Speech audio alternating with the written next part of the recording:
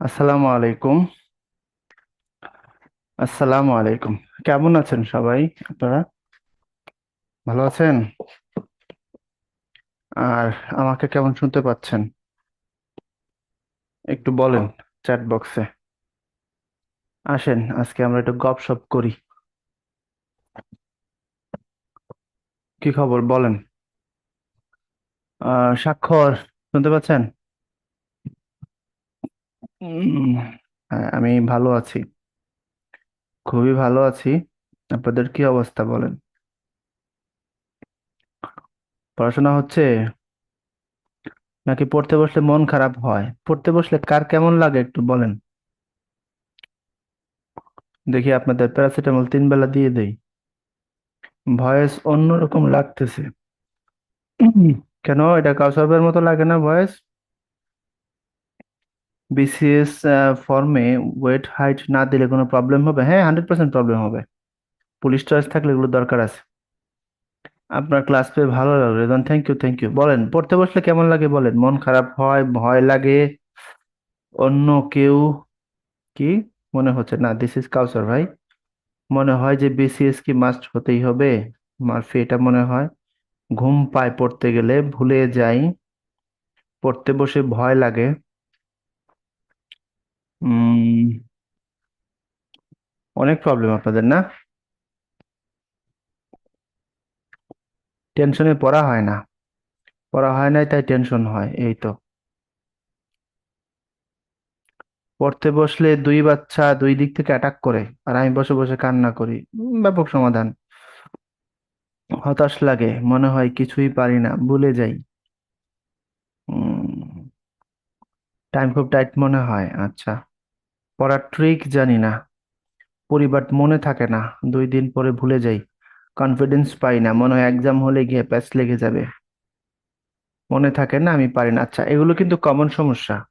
তারপর আপনাদের কাছ থেকে একটু জানলাম, জানতে ভালো লাগে তো। জেনে শুনে অ্যান্সার দেওয়াটা ভালো, তাই না? আমাদের সবারই কিছু কিছু প্রবলেম কমন আছে, ঠিক কিনা বলেন?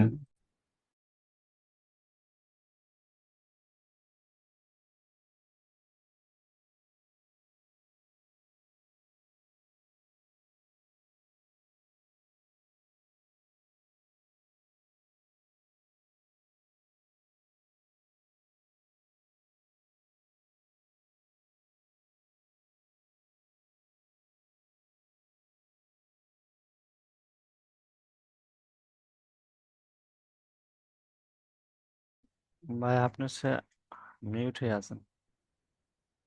ভাই আপনি হচ্ছে মিউট হয়ে আছেন ভাই।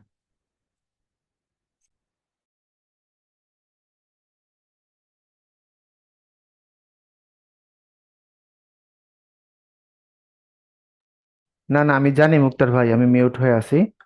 মোহন ভাই বলতেছে যে আপনার চেহারা তো অনেক সুন্দর, একটু দেখান। তাই আমি বলছি আমি জানি আমার চেহারা সুন্দর, সবাই এটা জানে, কিন্তু সামনে লাইট নাই, অন্ধকার তো, এত সুন্দর চেহারা আমি নিজেই নাকি লাইট এসব ভুলে গেল। তো বুঝছেন, এই আমার চেহারা কেমন? মাশাল্লাহ বলেন, সুন্দর না? নজর দিয়ে না, নজর দিয়ে না, নজর দিয়ে না, আপনারা খারাপ হয়ে গেছেন। আচ্ছা, ঠিক আছে। পরবর্তী ক্লাসগুলোতে খুব সম্ভবত এটা রাখার ব্যবস্থা হবে। আমরা ভিডিও অন না করার মূল কারণ হচ্ছে কি, অনেক সময় অডিও ভিডিও দুইটা একসাথে কাভার করে না, নেট খুব বেশি স্ট্রং না হলে একটু প্রবলেম হয়ে যায়, আপনার অডিও দাঁড়ায় যাবে, এই জন্য। আচ্ছা আসেন, আপনাদের যে প্রবলেমগুলো নিয়ে কথা বলছিলাম সেগুলো নিয়ে একটু কথা বলি। অনেকে অনেক রকমের সমস্যায় আছেন। ভাই আপনি বাংলা ল্যাঙ্গুয়েজ সব ক্লাস নেন না কেন? নেই তো। শিডিউল অনেক সময় কি ইন্টারন্যাশনাল বাংলা একসাথে পড়ে যায়। ধরেন আপনাদের বাংলা কোনো একটা ব্যাচ ইন্টারন্যাশনাল, তো ওখানে আমার নিতে হয়, এরকম কিছু ক্লাস টেস্ট হয়ে যায়। আর না হলে তো আমি আর মতিউর ভাই আমরা দুজনে নিব ইনশাল্লাহ, চিন্তা নাই, আসেন। তো কমন কিছু প্রবলেম। তবে জিহাদ, আপনি এখনো মেসেজের রিপ্লাই পান না, এই যে এখন পাবেন, শোনেন। পড়তে বসলে খারাপ লাগে, ঘুম আসে, এটা আসে ওইটা আসে। আপনি যদি হার্ট এন্ড সোল যদি চান যে এটা আমার লাগবে, এটা আমি করবই, তাহলে সাধারণত আপনার এই প্রবলেমগুলোকে খুব একটা বেশি প্রবলেম মনে হবে না, এটা 1 নম্বর কথা। 2 নম্বর কথা, আপনাকে তাকদিরে বিশ্বাস করতে হবে। তাকদিরে বিশ্বাস না করলে আপনার ইমান থাকবে না। যারা মুসলমান তাদের জন্য বলছি, কারণ আমাদের ইমান মুফাসসালের যে 7টা বিষয় আছে তার মধ্যে একটা হচ্ছে তাকদীর বা ভাগ্যে বিশ্বাস করা, আপনার ফেট। এখানে আপনার রব আপনার জন্য যা কিছু লিখছেন সমস্ত কিছুই আপনি পাবেন। কথা বুঝতে পেরেছেন? যা যা পাওয়ার জন্য লিখছেন সমস্ত কিছু আপনি পাবেন। যা লেখেননি, রব যা দেননি, সেটা আপনি পাবেন না। এই বিশ্বাস নিয়ে আপনাকে আগাইতে হবে। এজন্য আপনার জন্য যত কিছু আসবে, যা কিছু আপনি গেইন করবেন, এ সমস্ত কিছুর ফয়সালা আরশে আজিমে হয়। এটা পিএসসি বিল্ডিং এ হয় না। কারণ আপনি যদি মনে করে থাকেন যে এই ফয়সালা পিএসসি বিল্ডিং এ হয়, আপনার বিসিএস দেওয়ার দরকার নেই, অন্য কিছু করেন। আপনার যত কিছু হবে, আপনি যা কিছু অর্জন করেছেন, যা কিছু অর্জন করবেন, আপনার রব আপনার জন্য এগুলোকে নির্ধারণ করছে। সুতরাং সমস্ত কিছুর ফায়সালা আরশে আজিমে হচ্ছে, ওখানেই হয়েছে, ওখান থেকে আপনি পাবেন। পিএসসির বিল্ডিং এটা হয় না। কথা ক্লিয়ার? তো আপনি যখন এটা বিশ্বাস করবেন, আপনার জন্য যেটা বরাদ্দ সেটা অন্য কেউ নিতে পারবে না, অন্যের জন্য যেটা বরাদ্দ সেটা আপনি নিতে পারবেন না। কথা কি বুঝতে পারছেন? সুতরাং তখন আপনার দেখবেন এই হতাশাটা আর লাগবে না। উত্তরে যে হিউজ পড়া দেখে ভয় করে যদি আপনি মার্ক করে দেন, দেখেন জিহাদ, বিসিএস এর কম পরে বিসিএস হওয়া মানে সাফল্য আসবে এটা আমার মনে হয় না। আপনি স্মার্টলি পড়তে পারেন, হয়তো বেশি জিনিসকে টেকনিক্যালি কমায় নিয়ে আসতে পারেন, তো কম জানলে সাফল্য বেশি হবে এটা হিসাবে আসতেছে না। স্মার্ট ওয়ার্ক করতে হবে, বাদ দেওয়ার সুযোগ নেই। বুঝছেন? সুতরাং হতাশ হয়েন না, আপনার কাজ আপনি করে যান। আপনারা তো অনেকে হয়তো প্রথম বিসিএস দিবেন, জাস্ট বিগিনার, একটা সময় গিয়ে এগুলোর সাথে কোপওয়েট করে ফেলবেন। তো চলেন আসেন পরের কথা। পরের কথা যেটা সেটা হচ্ছে, আপনাদের ক্লাসটা আজকে ছোট। যদি আপনারা চান আমি একটানা শেষ করে দেব, কোনো ব্রেক টেক দিব না। হ্যাঁ, এটা একটা রিল্যাক্সিং ক্লাস, যদি চান কোনো ব্রেক নাই, একটানে চলে যাব, চান?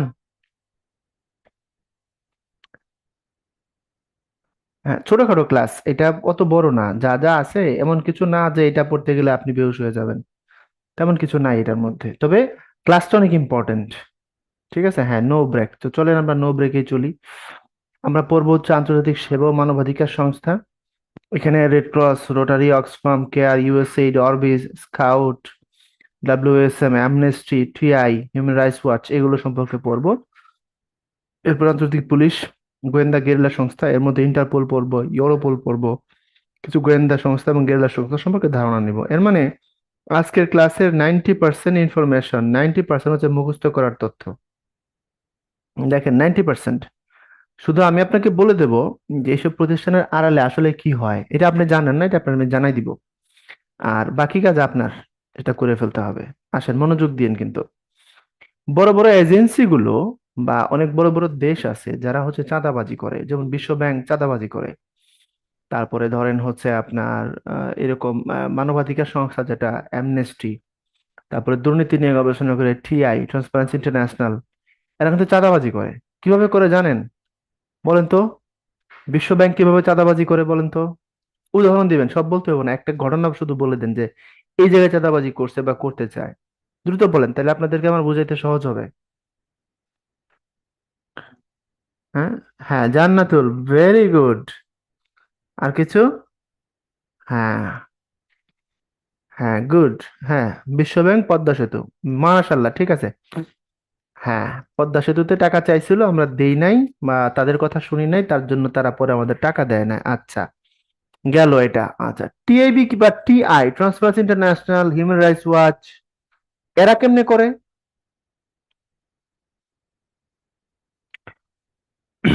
বলেন বলেন, এরা কেমনে করে? এরাও চাঁদাবাজি করে? জানেন না? আচ্ছা, অন এয়ারে অথবা ক্লাসে এরকম ডিরেক্ট আমার মতো অত সরাসরি অনেকেই বলে না। আমি বলি, এই জন্য অনেকে আবার আমার উপরে কষ্টও পায়।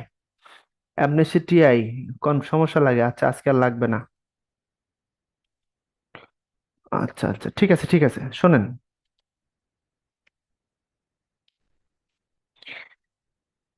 এখানে রাষ্ট্রবিজ্ঞান অনার্স পড়ছেন বা পাবলিক এডে পড়ছেন এমন কেউ আছেন? বা আইআর পড়ছেন, international relations, political science, public administration অথবা আইআর? কারা আছেন? কোথা থেকে পড়ছেন বলেন তো, কোথা থেকে?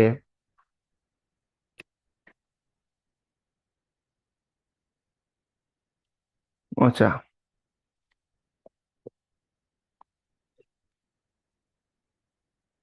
আচ্ছা, জি হ্যাঁ, আচ্ছা আচ্ছা, ঠিক আছে। ওকে, এখন এদিকে মনোযোগ দিয়ে শুনবেন। আইআরএ এটা পড়ানো কথা, আমি যতদূর জানি। আর পাবলিক অ্যাড, আইআর, তারপরে পলিটিক্যাল সায়েন্স, অনেকগুলো কোর্স আছে কমন।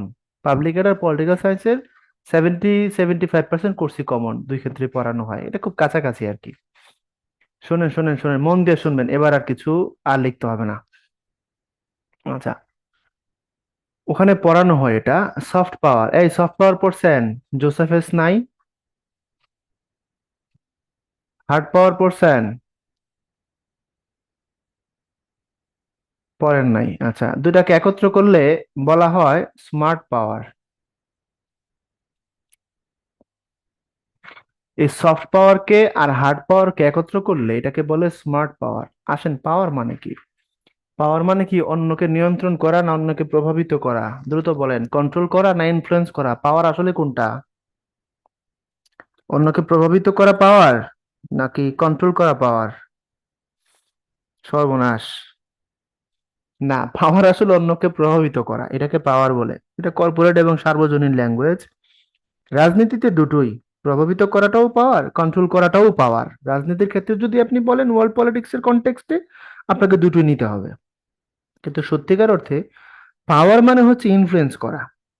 আপনি আপনার টিচারকে পছন্দ হয়েছে, স্যারের চলাফেরা, হাঁটা চলা, স্যারের মেধা, তার ব্যক্তিত্ব আপনার পছন্দ হয়েছে, আপনি তারে খুব ভালোবাসেন ভেতর থেকে।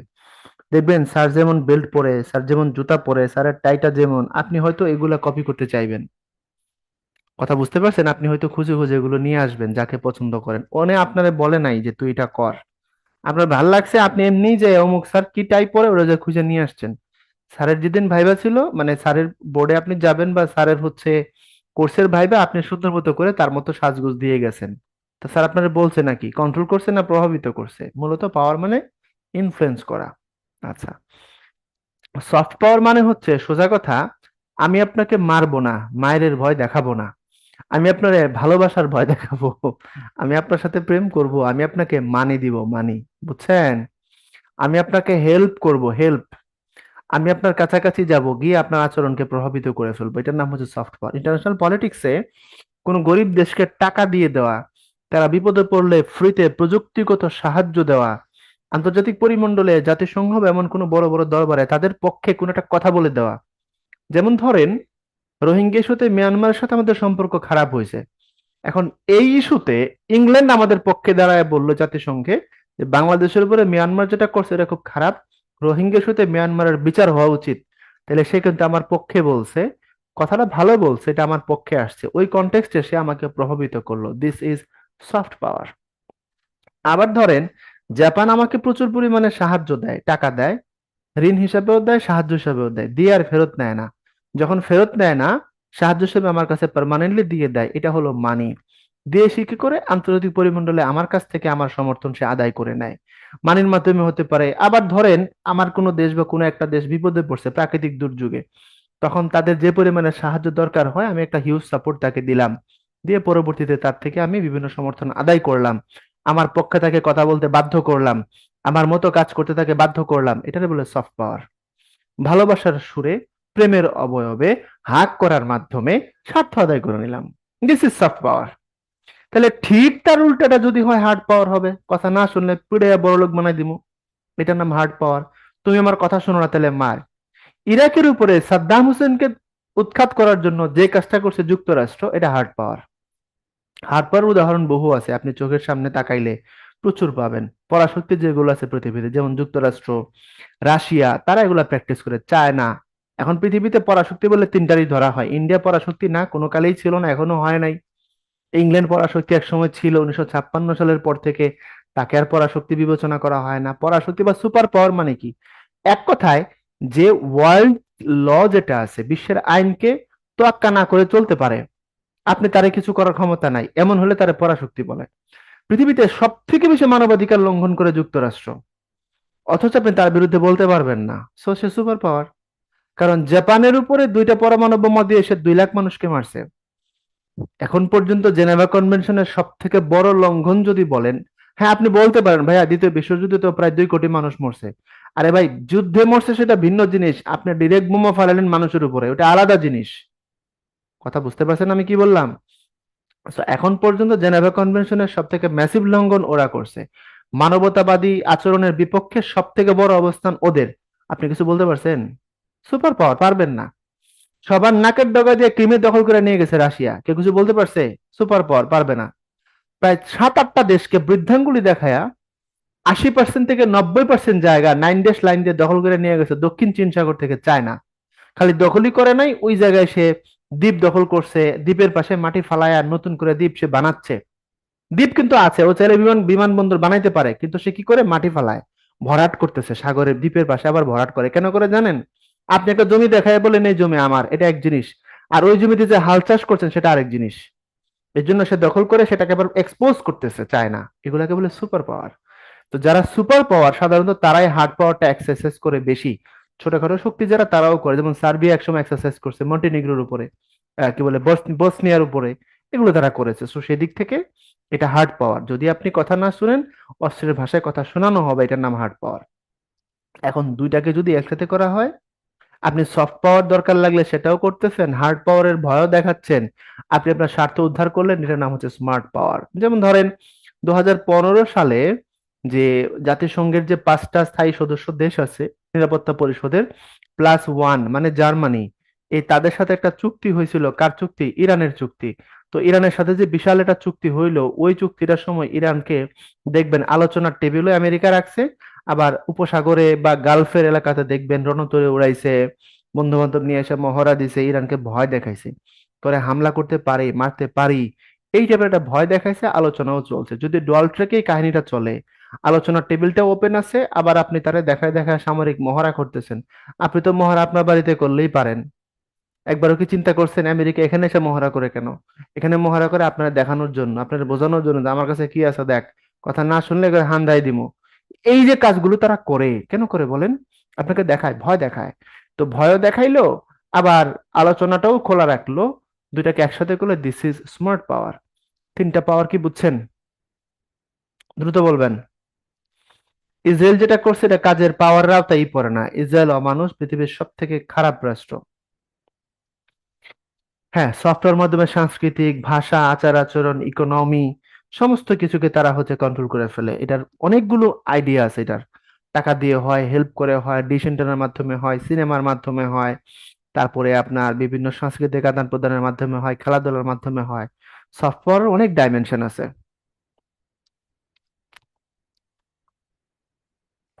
ওকে, সেকেন্ড আসেন, পরের কথা নিয়ে একটু কথা বলি। বলছেন প্রোডাক্টস বিক্রির মাধ্যমে হয়। হ্যাঁ, প্রোডাক্ট বিক্রির মাধ্যমে হয়। এখন আসেন পরের অংশ নিয়ে কথা বলি। যদি এটুকু বুঝে থাকেন, বাকিটা এখন বুঝে যাবেন, হুড়মুড় করে বুঝে যাবেন, কোনো অসুবিধা নেই। এবার আসেন এই যে টিআই, ট্রান্সপারেন্সি, তারপরে এই যে অ্যামনেস্টি, এগুলো এক ধরনের একদম পিওর সফট পাওয়ার। এগুলো বিভিন্ন এজেন্সি, এগুলো চাঁদাবাজি করে, এগুলো আপনার কাছ থেকে স্বার্থ উদ্ধার করে। আপনি কথা না শুনলে টিআই বলবে যে রিপোর্ট করে দেখাই দিমু যে তুমি অনেক বড় দুর্নীতিবাজ। এখন আমি অনেক বড় দুর্নীতিবাজ যদি এটা তারা দেখায় দেয়, এক একটা রিপোর্টে আমার $বিলিয়নস ক্ষতি হইতে পারে। তার থেকে তার সাথে আমি $1,000,000 দিয়ে তলে তলে তারা ম্যানেজ করে ফেলাম, এটা বেটার কিনা? কথা বলেন না কেন? আমি $1,000,000,000 ক্ষতিগ্রস্ত হওয়ার থেকে তারে $1,000,000 দিয়ে ম্যানেজ করে ফেলাবো। কথা বুঝতেছেন? এটা কি সহজ না?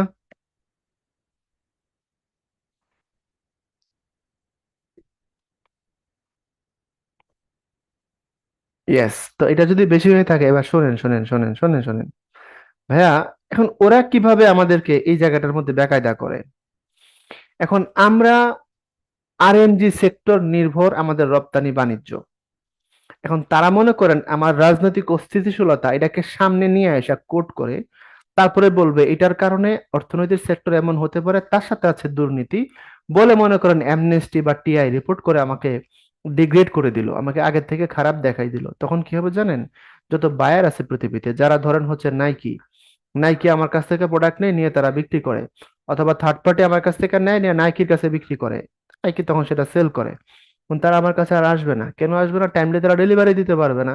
তো টাইমলি ডেলিভারি দিতে না পারলে, বা আমি যদি দিতে না পারি, তাহলে তো এখানে $বিলিয়নস ক্ষতি হওয়ার চান্স আছে। তো তারা এখানে অর্ডার দিবে না। তারা অর্ডার না দিয়ে বিকল্প মার্কেট আছে ভিয়েতনাম, চায়না, ইন্ডিয়া, যে কোনো জায়গায় তারা চলে যাবে। চলে গেলে আমি খাবো ধরা। তো এখন আমি $বিলিয়নস ধরা খাওয়ার থেকে কয়েক লাখ ডলার বা মিলিয়নস অফ ডলার দিয়ে ম্যানেজ করে ফেলাটা ভালো। এদের রিপোর্ট মিথ্যা হয় কিনা 100% মাসুম, বলেন কি আপনি?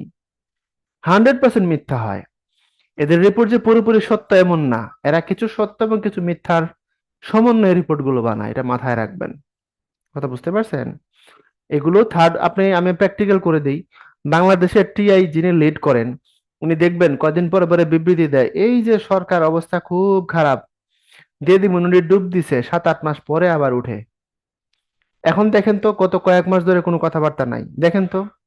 বাংলাদেশে এত কিছু হচ্ছে, তার কোনো কথাবার্তা আছে? মানে ম্যানেজ হয়ে গেছে, আবার যখন দরকার হবে আবার এসে দেখবেন বিবৃতি দিছে, এটা সমস্যা, ওইটাতে প্রবলেম, এই জায়গায় দুর্নীতি হয়েছে, ওই সেক্টরের এই অবস্থা। কথা বুঝছেন? তাহলে নাইকি তাহলে এদের রিপোর্ট গ্রহণ করে কে, গ্রাহ্য করে? নাইকি কাদের? এগুলো আপনারা বুঝেন না, আপনাদের বোঝানো তো দেখি মুশকিল হবে এখন আমার, খুবই মুশকিল হবে আপনাদের বোঝানো। নাইকি কাদের বলেন? সব রসুনের ওই যে সব শিয়ালের একরা, নাইকি তো ওদের। নাইকি তো আমার না, কেন অ্যাকসেপ্ট করবে না? নাইকি তো আমারই না, অ্যাডিডাস তো আমার না। তো তারা তো তাদের কথাই শুনবে, এটাই তো সিম্পল। আর সবচেয়ে বড় ব্যাপার, পৃথিবীর যত স্ট্যাটিস্টিক আছে, যত পরিসংখ্যান আছে, সবগুলো মিথ্যা হয়। স্ট্যাটিস্টিক্স মানেই মিথ্যা।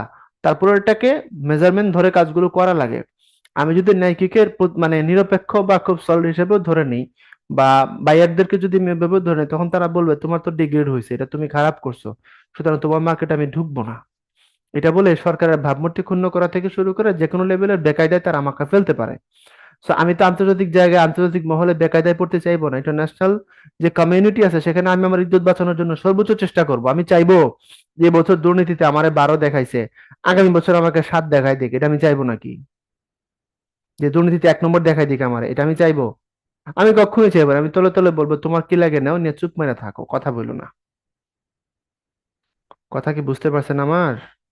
সো এরা এই কাজগুলো এভাবে করে। তবে যে প্রতিষ্ঠানগুলো আছে তাদের মধ্যে কেউ কেউ আছে আসলেই কাজ করে, কেউ কেউ আছে আসলে কাজ করে না। এরকম 1 নম্বর 2 নম্বর সবার সাথে আমি আপনাদের কাছে পরিচয় করায় দিব। বাংলাদেশের গার্মেন্টস এর তাহলে ফিউচার কি? আমেরিকা ইস্যু দিয়ে তো অলওয়েজ আমাদের প্রেসার ক্রিয়েট করতে চাইবে, প্রেসার ক্রিয়েট করতে চাইবে না, প্রেসার ক্রিয়েট করছে। সিপিডি কেমন? 2 নম্বর, 100% 2 নম্বর। এক্ষেত্রে বিডি কোন সময় গিয়ে এই প্রেসার কেয়ার করবে? হ্যাঁ বলছি, সিপিডির একটা ছেলে সিপিডিতে রিসার্চে কাজ করতো। এই এই সেশনে 23-এর শুরুর দিকে আমার কাছে ভাইবা দিতে আসছে, উদ্ভাস শেষে টিচার হবে। তো আমরা বসছি, ভাইবা নিব। ভাইবা মানে উদ্ভাসের টিচার হওয়ার সিস্টেম হচ্ছে ডেমো ক্লাসে আসতে হয় আর কি, 2 বার। প্রথমবার প্রাথমিক বাছাই, তারপরে চূড়ান্ত বাছাই। তো বাছাইয়ের মধ্যে বসছি, তো আমি তার জিজ্ঞেস করছি যে তুমি তো সিপিডি তে কাজ করতেছো, এখানে লিখছো, বলে হ্যাঁ। বললাম যে সিপিডির বিরুদ্ধে যে এই অভিযোগগুলো আছে, এগুলোর ব্যাপারে একটু আমাকে একটু বলো, খুলে বলো। তো সে ওপেনলি বলছে। তাও ওই রুমে ওর মতো প্রতিদ্বন্দ্বী ওখানে ছিল মনে হয় গোটা 20 বা 25 জন। আমরা ছিলাম 2 জন টিচাররা, আমাদের উদ্বাসের স্টাফ ছিল। সিপিডির ব্যাপারে এই কথা আছে, তো মানে বোঝাও তো ব্যাপারটা কি। বলছে যে হ্যাঁ ভাই এটা সত্য, ভেতরে আমি বড়দের মধ্যে এই আলোচনা করতে দেখছি, এই আলোচনা হয়, তারা হাসি ঠাট্টা করে, এটা ওটা করে। অর্থাৎ সে এটাকে স্বীকার করছে যে ভাইয়া এটা সরকারকে প্রেসার করার জন্য তারা বিভিন্ন সময় বিভিন্ন কিছু করে। আমি আপনাকে উদাহরণ দিচ্ছি, সিপিডির উদাহরণ আমি দিচ্ছি আপনাকে, নেন। পদ্মা সেতু বানাইতে আমাদের লাগছে 30,000 কোটি টাকা। খুব খেয়াল করে বুঝবেন, না বুঝলে আর কিছু করার নাই। এখন পদ্মা সেতুতে যে টাকাটা আমাদের সরকার দিয়ে বানাইছে, যখন হাসিনা ঘোষণা দিলেন যে নিজের টাকায় পদ্মা সেতু হবে, তখন সিপিডির একজন ফেলো, নাম বলা তো উচিত হবে না, একজন সিনিয়র ফেলো, উনি হাউমাউ করে বলে দিল যে এত টাকা যদি আমাদের বাজেট থেকে আমরা পদ্মা ব্রিজে ঢুকাই, তাহলে অন্যান্য উন্নয়ন পরিকল্পনা থমকে যাবে। অন্যান্য পরিকল্পনা থমকে যাবে, খুব খেয়াল করবেন। এর মানে হলো, ধরেন আপনাকে 1,000 টাকা দিয়ে বলা হলো যে তুমি বাজার করে নিয়ে আসো, মেহমান আসতেছে 6 জন বা 8 জন, তুমি বাজার করে নিয়ে আসো। এখন আপনি 1,000 টাকা দিয়ে বাজার করতে গিয়ে যদি 600 টাকা দিয়ে 1 কেজি গরুর মাংস কিনে ফেলেন, দেখা গেছে আর অন্য জায়গায় তো টাকা দেওয়ার আর সুযোগ থাকতেছে না, তখন আপনি 400 টাকায় বাকিগুলো ম্যানেজ করবেন কেমনে? তাহলে কম টাকায় করতে হলে আপনি গরুর মাংস কিনতে পারবেন না, আপনাকে মুরগি কিনতে হবে বা অন্য পথে হাঁটতে হবে, যাতে কম টাকায় সবার হয়। ব্যাপারটা এমন আর কি, যে আমার টাকা যদি আমি পদ্মা সেতুতে এত টাকা ঢুকাই ফেলি, আমার আদার্স যে প্রজেক্ট গুলো আছে সেগুলো টাইট হয়ে আটকে যাবে। আচ্ছা, এখন আমার প্রশ্ন হলো, দেখেন আমি তো অর্থনীতিবিদ না। ইনফ্যাক্ট আপনারা ইকোনমিক্স পড়লেই তো আর অর্থনীতিবিদ দাবি করা যায় না। হয়তো পড়েছেন অনেকে, দাবি করার সুযোগ নেই এখনো, অনেক পরে পারবেন সেটা। এখন পদ্মা সেতুর কাজ শুরু হয়েছে কত সালে বলেন, দ্রুত বলবেন। হ্যালো। পদ্মা সেতুর আনুষ্ঠানিকভাবে কাজ স্টার্ট হয়েছিল কত সালে? 14 সালে।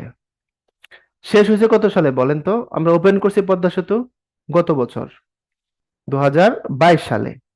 14 থেকে 22 অর্থ বছর হিসাব করলে কয়টা হয় এখন দেখেন তো? 15, 16, 17, 18, 19, 20, 21, 22, 8 বছর। 8 বছর, খুব খেয়াল করবেন, 8 বছর। আমি যদি প্রতি বাজেট, এখন আমাদের যে বাজেট চলতেছে এটা 6 লাখ কোটি টাকার বেশি, এই বাজেটের সাইজ।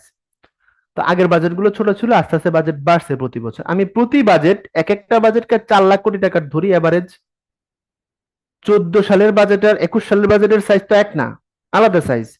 আপনি 8 বছরে ধরেন, আপনি 4 লাখ কোটি টাকার বাজেট ধরেন, তাহলে কত হয়? চারাটা 32 লাখ কোটি টাকার বাজেট। তাহলে আপনি, হ্যাঁ আমরা টার্গেট নিয়েছিলাম পদ্মা ব্রিজ আরো আগে বানাবো। তো আমি ধরলাম যে আমরা 6 বছর টার্গেট নিয়েছিলাম, 424 লাখ কোটি টাকার বাজেট। এখন 24 বা 25 লাখ কোটি টাকার বাজেট বাস্তবায়ন করবে সরকার যে টাইমে, ওই টাইমে একটা ব্রিজে 30,000 কোটি টাকা দেওয়া সম্ভব কিনা কথা বলেন না কেন? আপনি একটা বাজেটে 4 লাখ কোটি টাকা থেকে একসাথে কিন্তু 30,000 কোটি টাকা দিচ্ছেন না। Yes, yes. যদি আপনি 6টা বাজেট থেকে দেন, তাহলে প্রতি বাজেট থেকে আপনাকে দিতে হয় 5,000 কোটি টাকা অনলি। এটা খুব সামান্য অ্যামাউন্ট। আপনি এক একটা বাজেট থেকে 5,000 কোটি টাকা দিয়ে দিলে, 4 লাখ কোটি টাকার বাজেট থেকে 5,000 কোটি টাকা যদি আপনি ব্রিজের জন্য পার ইয়ার দিয়ে যান, বা 6,000 কোটি টাকা পার ইয়ার দিয়ে যান, 6 থেকে 8 বছরে আপনার কাজ কমপ্লিট। কারণ এটা বোঝার জন্য তো বড় বিশেষজ্ঞ হওয়ার দরকার নাই। বাংলাদেশ ব্যাংকের গভর্নরের কাছে প্রধানমন্ত্রী চিঠি লিখছে, রিজার্ভের কি অবস্থা আতিউর রহমান আপনি বলেন, আমরা নিজের টাকায় পদ্মা সেতু বানাইতে চাচ্ছি, সম্ভব কিনা। আতিউর রহমান পর্যালোচনা করে উনি রিপ্লাই দিছে যে হ্যাঁ সম্ভব, আমরা আগাইতে পারি। এখন আতিউর রহমানও অর্থনীতিবিদ, আর যিনি তার বিপক্ষে বললেন তিনিও অর্থনীতিবিদ, বা বাংলাদেশ ব্যাংকে যারা কাজ করে তারাও অর্থনীতিবিদ, সরকারের অর্থনৈতিক উপদেষ্টা আছে, ব্লা ব্লা। তো এখন তারা বলতেছে আমাদের টাকায় পদ্মা ব্রিজ করা সম্ভব, আর তারা এই ফতোয়া দিছে সম্ভব না, এতে করে অন্যান্য উন্নয়ন পরিকল্পনা থমকে যাবে বলে এটাকে হ্যাম্পার করার চেষ্টা করছে, আটকাই দেওয়ার চেষ্টা করছে। এই জন্য বুদ্ধিজীবী কয়েক ধরনের আছে। কেউ সরকারের বুদ্ধিজীবী, কেউ বিরোধী দলের বুদ্ধিজীবী, কেউ জনগণের সবার রাষ্ট্রের বুদ্ধিজীবী, কেউ বাইরের কেনা বুদ্ধিজীবী। কথা বুঝতে পারছেন? বাংলাদেশে প্রচুর টাইপের বুদ্ধিজীবী আছে। তো কেউ কেউ আছে বাইরের কেনা বুদ্ধিজীবী, তারা ওখান থেকে টাকা পায়, তারা যেটা শিখাই দেয় তারা এখানে বসে বসে সেটা বলে, সরকারকে প্রেসার করা, সরকারকে চাপে রাখা, বিভিন্ন কিছুতে। এই জন্য দেখবেন আহমদ ছফা বলছিল এই কথাটা, যে বুদ্ধিজীবীর কথা শুনলে বাংলাদেশ স্বাধীন হইতো না। আহমদ ছফা বলছে যে বুদ্ধিজীবীর কথা শুনলে বাংলাদেশ স্বাধীন হইতো না। তো এগুলো মাথায় রাখবেন, বুদ্ধিজীবী নানান ধরনের হয় এবং তারা এইভাবে প্রেসারাইজ করে নিজেদের স্বার্থ উদ্ধার করে। আমার সক্ষমতাকে সবসময় দমায় রাখার চেষ্টা করবে বিদেশি একটা শক্তি, এবং তাদের কিছু পারচেজ করা মানুষ আছে আমার দেশে, তাদের হয়ে এই কাজটা ওরা বাংলাদেশে বসে করবে। শয়তান তো সরাসরি তার রূপে এসে আপনারা বলবে না নামাজ পড়িস না, এটা বলবে না। শয়তান হুজুরকে দিয়ে ফতোয়া দেওয়াবে যে এক সপ্তাহ নামাজ একবার পড়লেও হয়। তখন আপনি বলবেন ওরে সর্বনাশ, এত বড় হুজুর কইছে, তাহলে তো ঠিকই কইছে। আমি কি আপনাদের বুঝাতে পারছি? শয়তান আপনাদের বলবে না যে জিহাদের দরকার নাই। শয়তান বাংলাদেশে একদল হুজুরকে দিয়ে ফতোয়া দেয়াইছে যে হামাসের জিহাদটা ভুল, সালাউদ্দিন আইয়ুবের আকীদা খারাপ, তারা খারাপ কাজ করছে, হামাস ঠিক কাজ করতেছে না। শয়তান নিজে বলে নাই, শয়তান তার বন্ধু বান্ধবদের বলাই দিছে। এখন একদল মানুষ তারা বলতেছে না, তো হুজুর মানুষ, উনি তো বড় ডিগ্রিধারী, তাহলে উনি যেহেতু কইছে তো ঠিকই কইছে। কথা বুঝছেন? আমি অনেক সময় এই জিনিসগুলো নিয়ে আলোচনা করি, করলে অনেকে মনে করে যে ভাই তো একেবারে দিতেছে, বেশি হয়ে যাচ্ছে, আপনার নিতে পারতেছি না, এত ডেপথে যাওয়ার দরকার নাই ভাই। বুঝছেন? তো এখন পদ্মা ব্রিজের হিসাব দেখাইলাম, এমনিতে তো বোঝা যায়।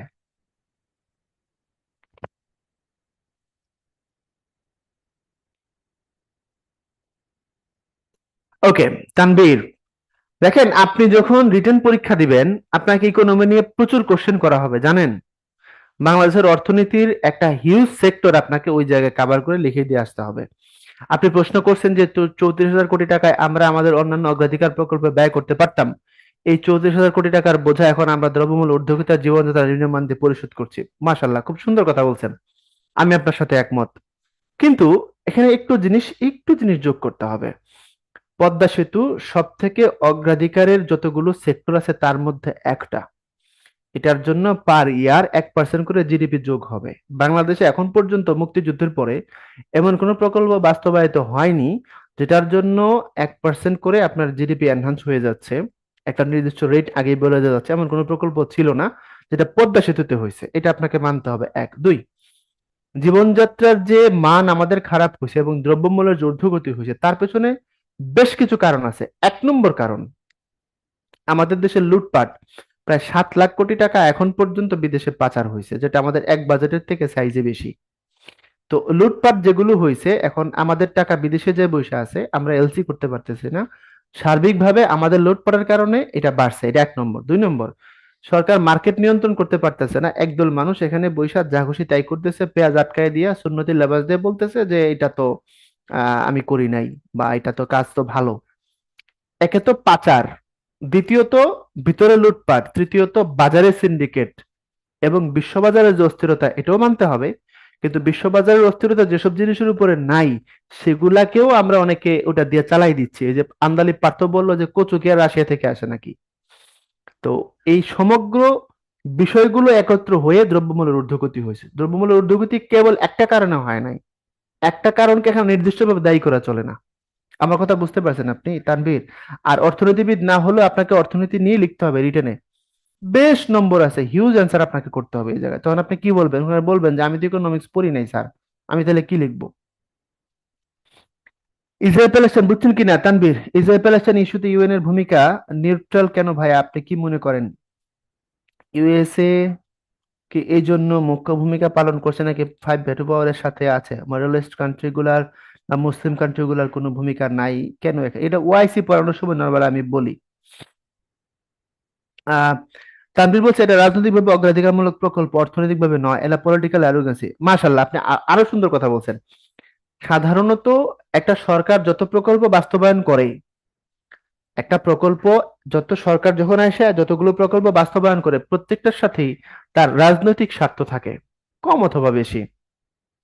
এটা আওয়ামী লীগ করুক, বিএনপি করুক, জাতীয় পার্টি করুক, যতগুলো প্রকল্প একটা গভর্নমেন্ট আসলে বাস্তবায়ন করে, সবগুলোর সাথে কম বা বেশি পলিটিক্যাল স্বার্থ জড়িত থাকে। এবং একটা রাজনৈতিক সরকার উন্নয়ন করে কেন বলেন তো? একটা রাজনৈতিক সরকার উন্নয়ন করার মূল কারণ হচ্ছে জনগণ যেন আমাকে কি করে, পরের বার আবার এখানে নিয়ে আসে। সুতরাং সবকিছুর সাথেই কম অথবা বেশি পলিটিক্যাল অ্যারোগেন্সি থাকে। এবং এক সরকার নেমে যাওয়ার পরে আরেক সরকার যখন আইসা ওই প্রকল্পকে আটকায় দেয়, সেখানে পলিটিক্যাল অ্যারোগেন্সি থাকে। তো সরকারি যেখানে রাজনৈতিক, তার কর্মকাণ্ডকে তো আপনি রাজনৈতিক কর্মকাণ্ডের বাইরে নিতে পারেন না। এর ভিতরে রেখে আপনাকে ভাবতে হবে এবং এর ভিতর দিয়ে আপনাকে উন্নয়ন ঘটাইতে হবে। তবে হ্যাঁ, দৃশ্যমান উন্নয়নকে সাস্টেইন করার জন্য যে মেন্টাল ডেভেলপমেন্টের দরকার আছে সেই দিকে গুরুত্ব দিতে হবে, আপনি এটা বলতে পারেন। কেবল দৃশ্যমান উন্নয়ন নিয়ে ব্যস্ত হয়ে যাওয়াটা একটা রাষ্ট্রের জন্য ভালো না। That could be discussion. বুঝলেন কি? ওআইসি পড়ানো হয়ে গেছে, কখন হয়েছে আমি জানি না।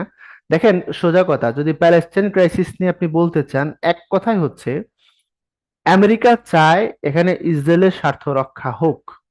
এখন বিশ্বযুদ্ধ নিয়ে যে কথাবার্তাগুলো আছে, বা বিশ্বযুদ্ধ যখন আপনি পড়বেন, বিশেষ করে প্রথম বিশ্বযুদ্ধ, ইহুদিদের উত্থান কিভাবে হয়েছে, তারা কিভাবে এখানে মুখ্য ভূমিকা পালন করছে, এবং কিভাবে তারা তাদের স্বার্থ বাস্তবায়ন করার জন্য আলটিমেটলি এখানে ইসরায়েল রাষ্ট্র প্রতিষ্ঠা করলো, তার পেছনে কারা ছিল, এই জিনিসগুলো বুঝে আপনাকে প্যালেস্টাইন নিয়ে কথা বলতে হবে। এর আগে কথা বললে আপনি বুঝবেন না।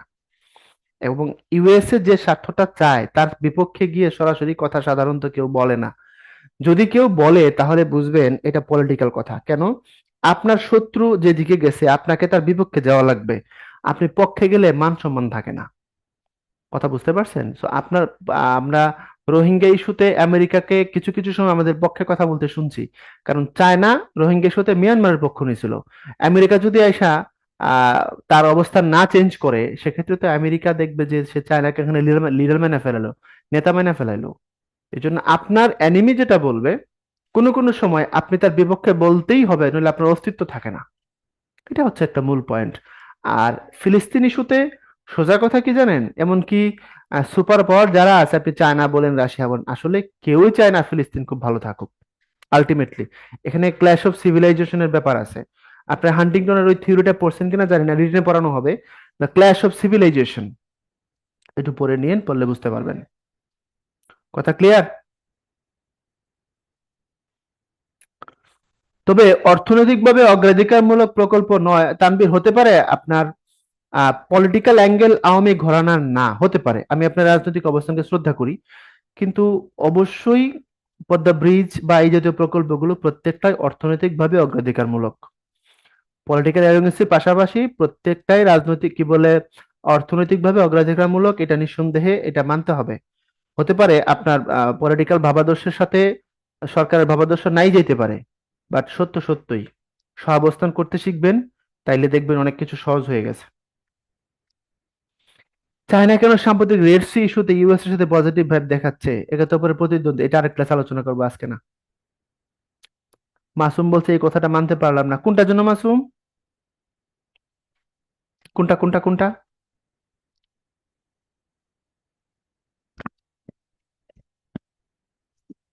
আর যদি যদি যদি যদি পদ্মা ব্রিজ না হইতো, আপনি বুঝতেছেন দেশে কি একটা ভেজাল লাগতো? দেশের ভিতরে বাইরে কত রকমের আলোচনা হইতো। সুতরাং এটা যত অ্যারোগেন্সি বলেন, এটা ইকোনমির জন্য positive. By the way, Tanvir আপনার হোম ডিস্ট্রিক্ট কোনটা? মাসুম কোন কথাটা ভাইয়া, মাসুম?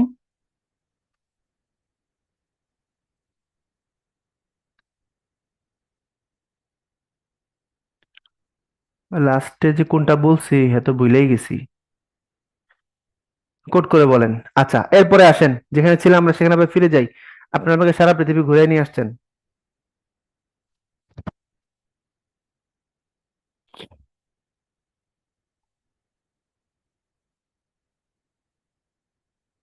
পদ্মা ব্রিজের কষ্ট যারা পায় নাই তারা এটা কখনো বিলিভ করবে না। হ্যাঁ, দীপ্তরঞ্জন বড়ুয়া আসলে ঠিক বলছেন, ওই জায়গায় গিয়ে যে কষ্ট পায় নাই, যে বিপদে পড়ে নাই, বা যারা বড় ধরনের শোকের কারণ না ওই বন্দর, নৌবন্দরটা বা কি বলে ফেরিঘাট, এটা আসলে বোঝানো মুশকিল, সত্যিই মুশকিল।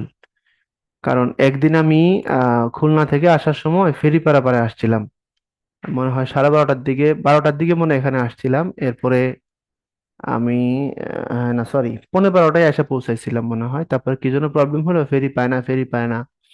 সেই ফেরি পাইলাম এবং ভোর হয়ে গেল ততক্ষণে। আমার মনে আছে সূর্য উঠতেছিল, আমি তখন পদ্মা ব্রিজের উপরে।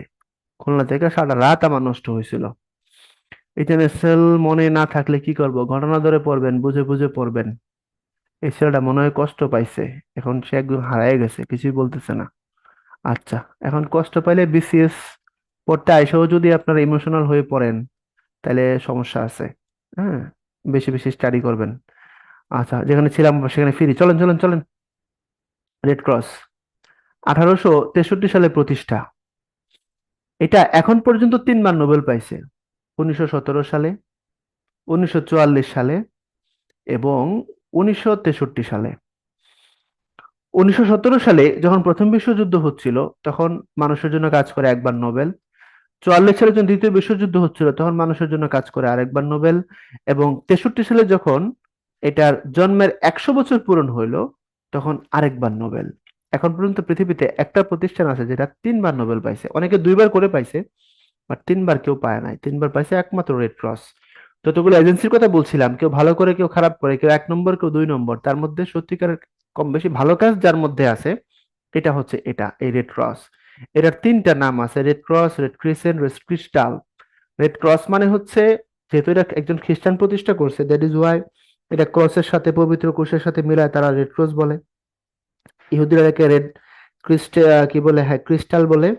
আর মুসলিম বিশ্বে এটা হচ্ছে রেড ক্রিসেন্ট। তাহলে সোজা কথায় বললে, ইহুদিরা রেড ক্রিস্টাল বলে, মুসলমানরা রেড ক্রিসেন্ট বলে, রেস্ট অফ দ্য ওয়ার্ল্ড তারা বাকিরা বলে হচ্ছে রেড ক্রস। মাথায় রাখবেন। মিস্টার ডোনাল্ড, হেনরি ডোনাল্ড 1863 সালে এটা প্রতিষ্ঠা করেছিলেন। ওকে। আচ্ছা, তারপরে এখান থেকে আর তথ্য, ভালো কাজের যত ভালো কাজ আছে সবগুলোর আপনার সদর দপ্তর সবসময় জেনেভা হয়, এটা মাথায় রাখবেন। ভালো কাজের সদর দপ্তর সবসময় জেনেভা। আর বাদ বাকি তথ্য যেগুলো আছে এগুলো আপনি পড়ে ফেললেই হবে। এই পেজ যে কেন নিছিলাম আমি তো নিজে ভুলে গেছি, এখন আমার মনে নাই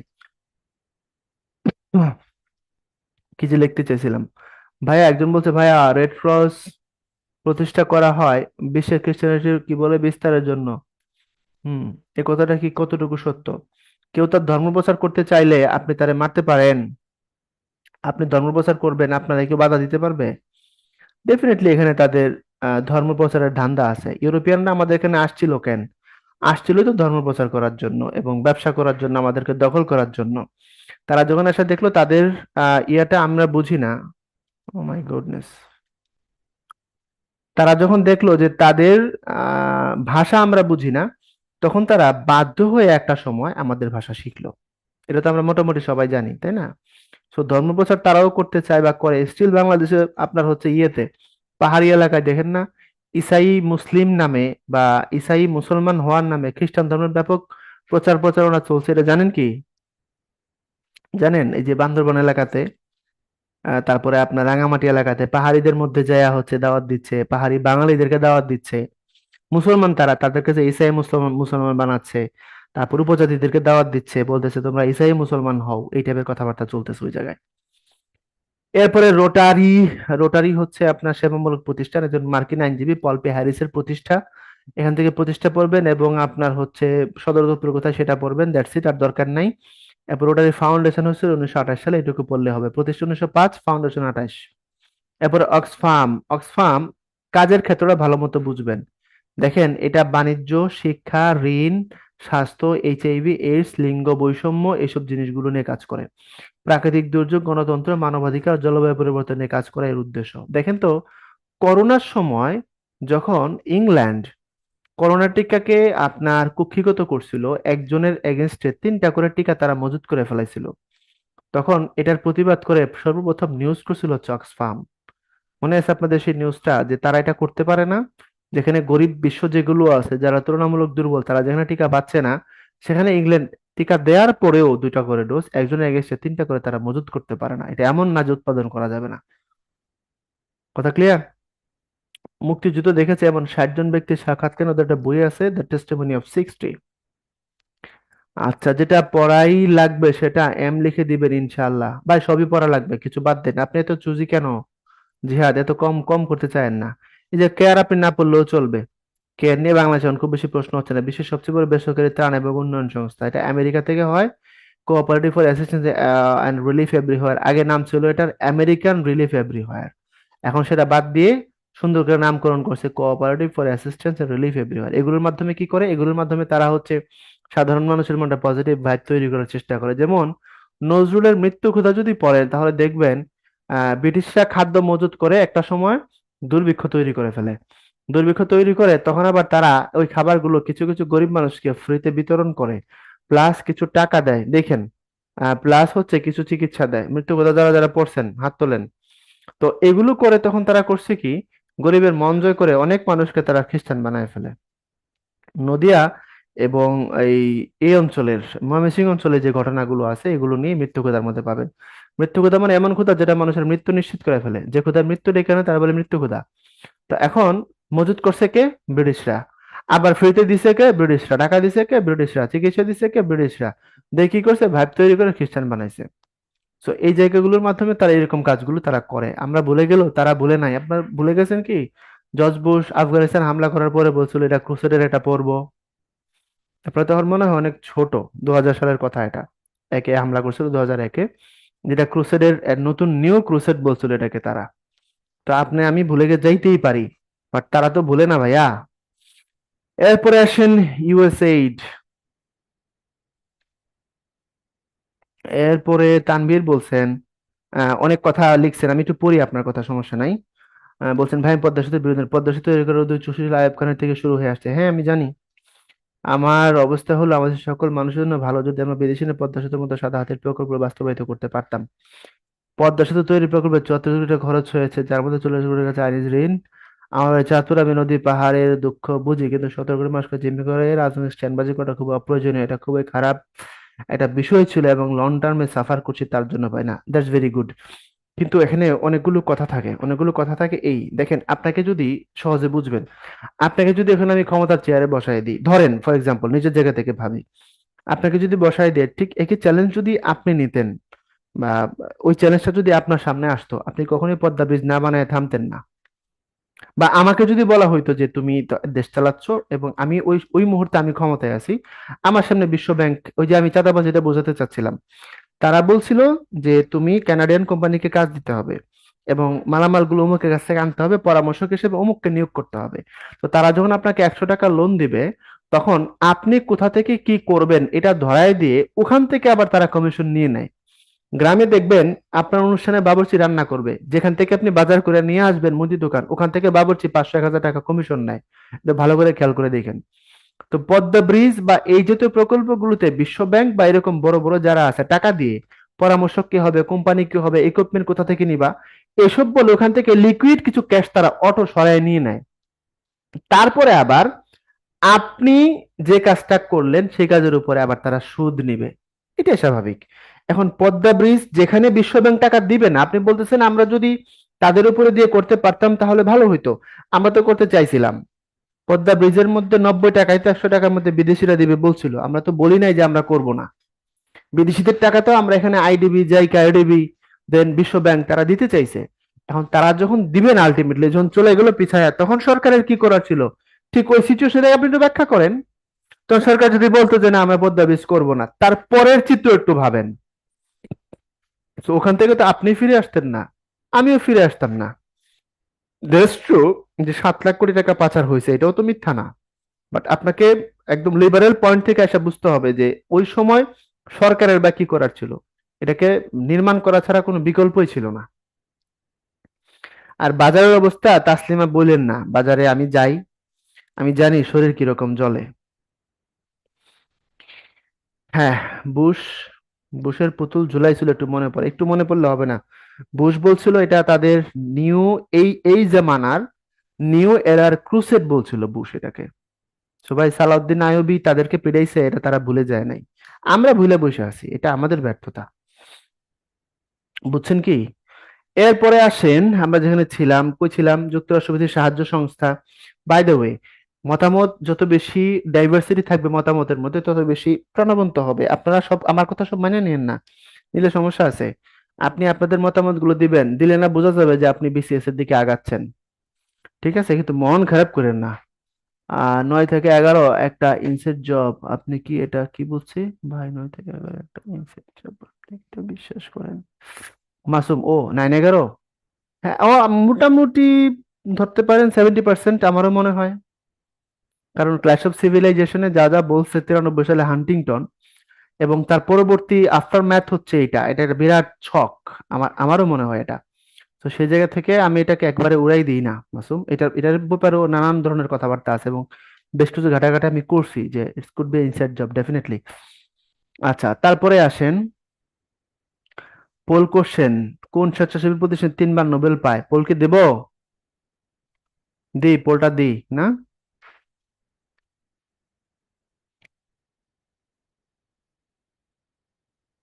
হ্যাঁ, আপনারা 40 সেকেন্ড টাইম পাবেন।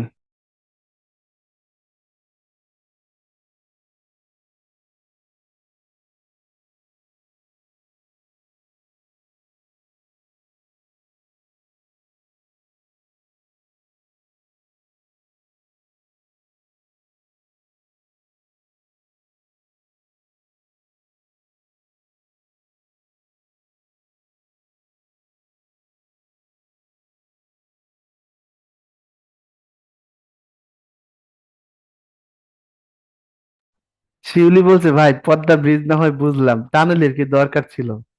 আমাদের তো টানেল না হইলেও চলতো। মনটাকে বড় করেন না, এটা তো আপনার জন্য ন্যাশনাল প্রাইড। বুঝেন না কেন? টানেলের কি দরকার ছিল মানে আপনি ওই কর্ণফুলীর উপরে কত কিছু আছে জানেন, কালুরঘাট ব্রিজ, এই ব্রিজ, ওই ব্রিজ। এটা যে স্বাভাবিক প্রবাহ, সেটাকে আপনার স্বাভাবিক রাখতে হবে না? টানেল করার পরে 3 গুণ খরচ বাড়ছে, তাতে করে তো আপনার ব্রিজ হইলে যে প্রবাহটা হয়, কর্ণফুলীর যে স্রোত, সেই জায়গা থেকে ভাবলে টানেল ঠিকই আছে একেবারে। খালি সরকারের বিপক্ষে চলে যায় না, যে সরকারের বিপক্ষে গেলেই মনে হয় আমি একটা উচিত কথা বলছি। তো এমন করেন না ভাই। কর্ণফুলী এই যে কি বলে ওটার নাম কি, কালুরঘাট যে ব্রিজ, যেটার উপর দিয়ে এখন রেল যায়, সংস্কার করে যে রেল নিচ্ছে, ওই ব্রিজের নিচে যে ইয়াগুলা আছে, পায়াগুলা আছে, কত দূরত্ব এবং কেমন স্রোত, একটা ভিডিওতে একটু দেখেন ওই নদীর অবস্থা। এটা তো খুব খরস্রোতা নদী। এটার প্রবাহকে যতটা সম্ভব স্বাভাবিক রাখাটাই ভালো। কথা বুঝছেন? হ্যাঁ, হয়তো ব্রিজ করা যাইতো খরচ কমে, টানেলে হয়তো খরচ বাড়ছে, এটা সত্য কথা। তবে এটার পরিবেশের দিক যদি আপনি চিন্তা করেন, এটার আসলে পজিটিভ অনেকগুলো ভাইব আছে। দ্বিতীয়, পদ্মা ব্রিজের কি অবস্থা ভাই, এটা তো যতটুকু আমি জানি আর কি, সরকার ক্ষমতায় আসে নতুন করে দেখবেন এখানে আবার ধরছে। পদ্মায় টানেল করা যেত না, পদ্মায় চর পড়া যায়, এটা তো পরিবেশের জন্য ভালো না। পদ্মা দিয়ে গেলে তো আমার মনে হইতো শুকনা মৌসুমে আমি যখন খুলনা যাইতাম, যে ব্রিজের দরকার কি, রাস্তা বানাই দিলেই হয়। কারণ মূল পদ্মা মাওয়ার পাশে একটু আছে, ওই পাশে তো ব্যাপক চর। তারপর এত বড় যেহেতু পুরাটা এই অবস্থায় আছে, নদী না তো টানেল করবে কেন? এটার তো প্রবাহ সব জায়গায় সমান না, এখানে টানেল না করলেও হয়। টানেল করা হয় যদি নিরবচ্ছিন্ন প্রবাহ থাকে, নদীর খুব গতি থাকে এবং খুব বেশি না হয়, সেক্ষেত্রে টানেল করা যায়। বঙ্গবন্ধু স্যাটেলাইট নিয়ে যদি বলেন, এগুলো প্রাইড। এগুলোর যে সবকিছুর আপনি ডেভেলপমেন্টই দেখবেন এমন না, এগুলো প্রাইডের জন্য করা হয়। দেখবেন মোদি নির্বাচনের আগে পাকিস্তানের সাথে যুদ্ধ করে, খেয়াল করে দেখেন। এই সামনে নির্বাচন আসতেছে, দেখবেন হুদায় একটা মারামারি বাধাই দিবে, দিয়ে হামলা করবে, এটা ওটা করবে, ওরা মরবে এরা মারবে। এবং ইন্ডিয়ানরা বলবে আমাদের মোদিজি খুব ভালো, পাকিস্তানকে চোখে চোখ রেখে জবাব দেয়। It's a pride man. Politics এগুলো বুঝেন না কেন? সো প্রাইডেরও দরকার আছে। এরপরে অরবিস, বাংলাদেশে আসছিল অরবিস, জানেন? এখন পর্যন্ত 10 বার আসছে। এটা একটা বড় বিমান, অনেক বড় বিমানটা, খুব সুন্দর। ব্রিজ নদীর ক্ষতি হয় কিনা? হ্যাঁ, ব্রিজ নদীর কিছু ক্ষতি হয়, হালকা কিছু ক্ষতি হয়। নদী শাসন বলতে পদ্মা ব্রিজের নদী শাসন, নদী শাসন বলতে কি বুঝাইছে, এটা একটু বুঝেন পইরেন। আর ব্রিজ করলে কিছু কিছু জায়গায় প্রবাহের সমস্যা হয়। তো মূলত আপনার অরবিসের একটা বড় বিমান, এখন গুগল করেন দেখবেন ওখানে আছে। খুব সুন্দর বিমানটা। এটার ভিতরে অপারেশন করার ব্যবস্থা আছে, সমস্ত সমস্ত সিস্টেম আছে। ডাক্তাররা ওখানে থাকে, খায়, ঘুমায়। এটা এখন পর্যন্ত অনেকগুলো দেশে এটা ঘুরছে, বুঝছেন? 127 দেশে তাদের কার্যক্রম চালাইছে, এটা বিমানের মাধ্যমে হয়। এই টপিকগুলো কেমন ইম্পর্টেন্ট? হ্যাঁ, মোটামুটি ইম্পর্টেন্ট। স্কাউটিং, এটা অনেক ইম্পর্টেন্ট। আপনারা স্কাউট করেন? Organization of the scout movement, scout করবেন। এখন তো ইউনিভার্সিটি পাশ করে চলে আসছেন, যারা ইউনিভার্সিটিতে আছেন অথবা যাদের ছোট ভাই বোন আছে তাদেরকে বলবেন যে তোরা স্কাউট কর। স্কাউট করলে অনেক কিছু করতে পারবেন আপনারা, এবং এটা পরবর্তীতে অনেক কাজে দেয়। যদি আপনি বাইরে কোনো কিছু করতে যান, সেক্ষেত্রে এই সার্টিফিকেট গুলো আপনাকে যথেষ্ট কাজে দিবে। স্কাউট যারা করে তাদের যে সর্বোচ্চ সম্মেলন হয়, এটাকে জাম্বুরি বলা হয়। এই জাম্বুরিটা পরীক্ষায় আসছে, অ্যামনেস্টি ইন্টারন্যাশনাল। এটা উচিত কথা বলবো, আপনারা আবার কষ্ট পায় বসবেন। দেখেন এটা বানাইছে কে দেখেন। এর প্রতিষ্ঠাতা ব্রিটিশ আইনজ্ঞ পিটার বেনিনসন। এখন আইনজ্ঞ যারা, উকিলদের কাজ কি? এরপর আপনার ভেঙে বলা লাগবে লন্ডন ভিত্তিক মানবাধিকার প্রতিষ্ঠান। বলছে বিভিন্ন দেশে পরিচিত রাজনৈতিক নির্যাতন, কারারুদ্ধকরণ, মানবাধিকার লঙ্ঘনের বিরুদ্ধে প্রতিবাদ এবং প্রতিরোধ করার প্রেক্ষাপট। এখন বলেন, লাস্ট এই 2-3 মাসে বা লাস্ট 2 মাসে ইসরায়েল এবং প্যালেস্তাইন ইস্যুতে এরা কি বলছে বলেন? এদের কোটেশন দেখান আমাকে। বলছে কিছু? কিচ্ছু বলে নাই, বলবেও না, বলবেও না। এমনকি সরাসরি আহ বলছে, আমেরিকার যে প্রেসিডেন্ট বাইডেন বলছে যে ইসরায়েলিদের নাকি আত্মরক্ষা করার অধিকার আছে। চিন্তা করতে পারেন আপনি? সো আমি একদম বাস্তবতা দিয়ে বলি ভাই, সব জায়গায় কূটনীতি দিয়ে বুঝাই না। কূটনীতিতে বুঝলে আপনি বললে আপনি বুঝবেন না। লন্ডন ভিত্তিক, একই সঙ্গে এখানে প্রথম নারী, প্রথম বাংলাদেশী, প্রথম মুসলিম মহাসচিব ছিলেন আইরিন খান, একজন বাংলাদেশী। এখন পর্যন্ত এটা নোবেল পাইছে একবার, 77 সালে। নীতিবাক্য কি? অন্ধকারকে অভিশাপ দেওয়া আছে, মোমবাতি জ্বালানো উত্তম। এরপর একটি পূর্ণ অভিব্যক্তি, ট্রান্সপারেন্সি ইন্টারন্যাশনাল, দুর্নীতি বিরোধী সংস্থা, জার্মানি থেকে পরিচালিত হয়। এটা পরীক্ষায় যদি আসে, এখান থেকে 3টা কোশ্চেন আসে। এটা কোন দেশ থেকে হয়? জার্মানি থেকে হয়। বাংলাদেশের এর কি বলে? TIB বলে, ট্রান্সপারেন্সি ইন্টারন্যাশনাল অফ বাংলাদেশ। এটা কি নিয়ে কাজ করে? এটা দুর্নীতি নিয়ে কাজ করে। এই 3টা কথা ভালো মতো মনে রেখে দিবেন। হ্যাঁ, উম্মে সাবা, উম্মে সাউদা, সরি, নেট থেকে দেখে নিতে পারেন।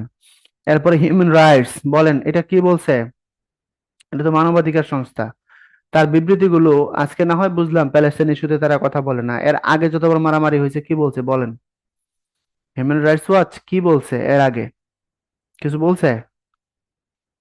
তাদের পক্ষে গেলে সব ঠিক আছে, পক্ষে না গেলে কোনো কিছুই ঠিক নেই। Rights watch. এরপরে জাতিসংঘের মানবাধিকার বিষয় সর্বজনীন ঘোষণা, বিশ্ব মানবাধিকার যে সাধারণ নির্দেশনা, সেটা হিসেবে কাজ করে। এই মানবাধিকার বলেন আর সিডও বলেন, যাই বলেন না কেন, ওই যে বললাম, সত্যি বললে আপনারা বিশ্বাস করতে পারবেন না, কারণ আপনাদের এগুলোর সম্বন্ধে নানাচ রকম। আপনারা তো উপরে উপরে যা যা দেখছেন তাই তাই এগুলাকে আপনি বিশ্বাস করবেন। সারা পৃথিবীতে বলা হচ্ছে 2টি সন্তানের বেশি নয়, একটি হলে ভালো হয়। অথচ ইসরায়েলের জন্ম হার কত বলেন তো?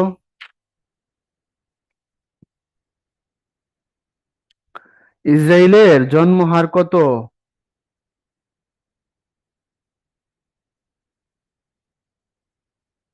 কে বলতে পারবেন? থ্রি, থ্রি, হ্যাঁ, থ্রি। আচ্ছা, এখন বাস্তবে যদি আসেন সেটা থ্রির থেকে বেশি। এভারেজে, শোনেন, এভারেজে এক একজন ইসরায়েলি ইহুদি নারীর 4 থেকে 5টা বাচ্চা আছে। বনিয়ামিনের একটা ভিডিও আছে, দেখবেন, ইসরায়েলের উপরে, একদম প্র্যাকটিক্যাল ভিডিও, জাস্ট কোনো, এখানে কোনো বানানো কথাবার্তা নাই।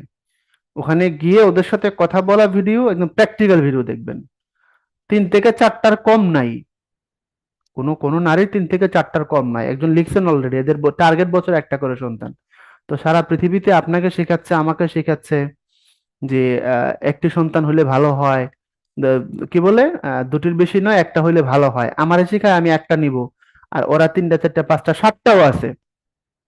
তো এখন যদি এটা বলি, আপনি আমার উল্টা বুঝে বসবেন যে ভাই বলে কি। বুঝছেন কার ভিডিও? নামটা বনিয়ামিন, বনিয়ামিন। বনিয়ামিন চেনেন? বাংলাদেশে একজন ভদ্রলোক, অস্ট্রেলিয়াতে থাকে, ব্লগার আর কি। দেখেন তার একটা ইসরায়েলের উপর একটা ভিডিও আছে তার। ওখানে দেখেন সে কি কি বলে, একদম ওদের সাথে কথাবার্তা বলতেছে। মানে ইহুদিদের যে মতাদর্শ, তারা কি বলে, কি বিশ্বাস করে, তাদের আইডিওলজি গুলো দেখবেন ওখানে পাবেন। ধৈর্য ধরে দেখতে হবে আর কি। বিশ্ব মানবাধিকার দিবস 10 ডিসেম্বর, সুতরাং আপনাকে শিখায় একটা, তারা প্র্যাকটিস করে আরেকটা। ভাইয়া অনেক হিসাব আছে এই জায়গায়। দেন হিউম্যান রাইটস ওয়াচ, এটার পূর্ণরূপ বলা আছে, এটা জাতিসংঘ মানবাধিকার কাউন্সিল, এটা নিজে পড়লে হবে, দরকার নাই। দেন হচ্ছে আন্তর্জাতিক পুলিশ সংস্থা ইন্টারপোল।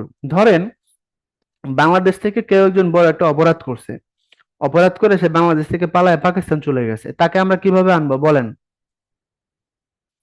সাদিয়া, ওয়াই, বলেন, আমাদের দেশ থেকে কেউ একজন পালায়া অপরাধ করে চলে গেছে। শিউলি বলছে এরা এমন কেন, উল্টা শিখায় কেন? আপনার আমি কেমনে বুঝাবো?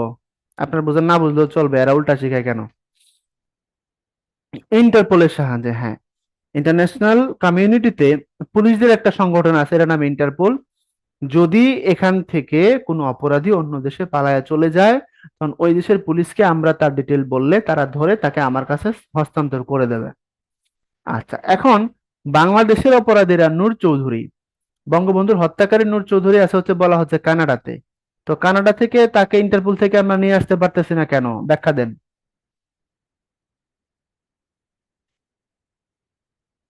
তাহলে তারেক রহমানকে তারেককে ধরে বাংলাদেশে আনে না কেন সাগর? তারেককে আনবে না, সরকার চায় তারেক থাকুক লন্ডনে। আপনারা দেখি রাজনীতির কিছুই বুঝেন না।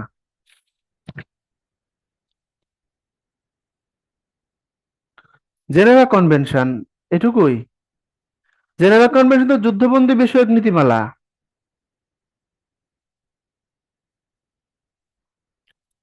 কানাডার সিটিজেনশিপ আছে ওনার, জান্নাতুল মাওয়া, হ্যাঁ, এটা মূল উত্তর এটা। তার কানাডিয়ান পাসপোর্ট আছে। এখন কানাডিয়ানরা মৃত্যুদণ্ডের আইনে বিশ্বাস করে না, তারা সর্বোচ্চ শাস্তি হিসেবে মৃত্যুদণ্ড দেয় না। এখন সেই এই ভদ্রলোক জন্মগতভাবে বাংলাদেশী, সে বঙ্গবন্ধু হত্যার আসামিরা কানাডা স্বীকার করে। এখন যেহেতু কানাডার অনুমোদন সূত্রে সে একজন নাগরিক, তার নাগরিককে তুলে দিবে আপনি নিয়ে এসে ফাঁসিতে ঝুলাবেন? আপনি তারা বুঝাইতে হবে মানবিক ইস্যুতে যে আমার দেশে সে অপরাধ করে গেছে, এবং আমার দেশের রাষ্ট্রীয় আইনে এ দেশের মাটিতে অপরাধ হয়েছে, এ দেশের আইনে তার বিচার হয়েছে, এটা আমার কাছে তোমাকে দিতে হবে। এটার নাম ডিপ্লোম্যাসি। আর কানাডা দিচ্ছে না, তার কারণ দেখায়া। কথা বলছেন? সো আমি যদি তাকে আমার স্ট্রং ডিপ্লোমেসি দিয়ে তাকে নিয়ে আসতে পারি, দেন আমার ঝুলানো সম্ভব, অসম্ভব কিছু না। কথা বুঝছেন? এই তো, আর কিছু নাই, যে বুঝছেন আপনারা। Thank you. তো this international criminal police organization Interpol সাহায্য আনতে পারবে, বাট কেউ যদি কারো নাগরিক থেকে থাকে, কারণ দিচ্ছে না তো, হ্যাঁ। আহ, তারপরে কি? এরপরে এরা সদর দপ্তর ফ্রান্সের লিওতে আছে। ইউরোপল ইউনিয়ন, ইউরোপীয় ইউনিয়নের যে দেশগুলো সেগুলো পুলিশি সংস্থা, যেগুলো ইউরোপীয় ইউনিয়নের মেম্বার, তাদের পুলিশি সংস্থা, ওকে। তারপরে আসেন হচ্ছে বিশ্বের কয়েকটি দেশের গোয়েন্দা সংস্থা। গোয়েন্দা সংস্থা মানে হচ্ছে, সোজা কথায়, নূর হোসেন কি বলছেন, আত্মগোপনে আছে। আত্মগোপনে থাকলেও ধরে নিয়ে আসা তো কঠিন কিছু না। দেখেন, সোজা কথায় একটা রাষ্ট্রের স্বার্থ রক্ষার জন্য রাষ্ট্র এগুলোকে বানায় রাখে, বিভিন্ন ভাবে তারা কাজগুলো করে। আপনাকে প্রয়োজনে তারা মারবে, প্রয়োজনে আপনাকে বোঝাবে, প্রয়োজনে আপনাকে টাকা দিয়ে কিনবে, আপনার গোপন ইনফরমেশন গুলো নিবে, জাজ করবে, এদিক ওদিক করবে। আচ্ছা, এখন গোয়েন্দা সংস্থা কাজ করে কিভাবে জানেন? এখন ধরেন ভারতের যদি বাংলাদেশে কাজ করে, এসে সব কাজ নিজে করবে না বাংলাদেশিদের দিয়েই করাবে? এটা জানেন কি না? বাংলাদেশেরই দেখবেন আপনার আমার মতো নাগরিক আছে যারা হচ্ছে ফিফথ কলাম, দেশের স্বার্থ তা অন্যদের কাছে বিক্রি করে দিবে, টাকা খাবে, খায় তারা বিদেশের কাছে খবরগুলো দিয়ে দেয়। গোয়েন্দাগুলো এভাবেই কাজগুলো করে। তো এগুলো মুখস্থ করবেন, যতগুলো আছে একটাও কমাইতে পারবো না, আমি সব দিয়ে দিলাম। কোনগুলো গুরুত্বপূর্ণ সেগুলোতে হয়তো একটু বেশি করে দাঁত দেবো। বাংলাদেশ থেকে এনএসআই, ভারত থেকে সিবিআই এবং পাকিস্তান থেকে আইএসআই, যুক্তরাষ্ট্রের সবগুলো সিআইএ, এফবিআই, এনজিএ, এনএসএ, ইসরায়েলের মোসাদ, আমান দুটোই, এরপরে রাশিয়ার দুটোই, এসবিআর, এফএসবি। আর সোভিয়েত ইউনিয়নের প্রধান গোয়েন্দা সংস্থা ছিল কেজিবি। 91 সালে সোভিয়েত ইউনিয়নের পতনের ভিতর দিয়ে এটা ভেঙে যায়। ভেঙে এটা ফরেন ইন্টেলিজেন্স সার্ভিস বা এসবিআর এবং ফেডারেল সিকিউরিটি সার্ভিস এফএসবি হিসেবে গঠিত হয়েছে। ওকে। এবার চীন এমএসএস, মিশর মুখবারাত। আর ইরানের দুইটা আছে পড়ে ফেলবেন, জাপান নাইচু, যুক্তরাজ্যের এসআইএস, এসএস, ফ্রান্স খুব বেশি যে আসে এমন না, তাও পড়েন, ডিজিএসি পড়েন। সিরিয়া, জার্মানির দরকার নেই, অত বেশি গুরুত্বপূর্ণ না।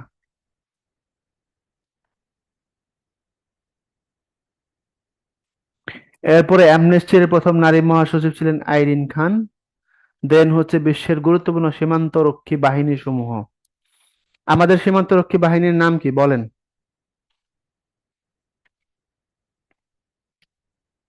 আমাদের সীমান্ত রক্ষী বাহিনীর নাম কি? ওয়াল্লাহ, এটাও ভুল লিখতেছেন আপনারা। এই বিজিপি না, বিজিবি, বি হবে, বি। বর্ডার গার্ড বাংলাদেশ, হ্যাঁ হ্যাঁ হ্যাঁ। এটা ছিল ইপিআর, ইস্ট পাকিস্তান রাইফেলস। তারপরে হয়েছে, আমাদের দেশ যখন স্বাধীন হয়েছে তখন হয়েছে বাংলাদেশ রাইফেলস, বিডিআর। তারপরে এখন 2009 এর পরে হয়েছে বিজিবি, বর্ডার গার্ড বাংলাদেশ।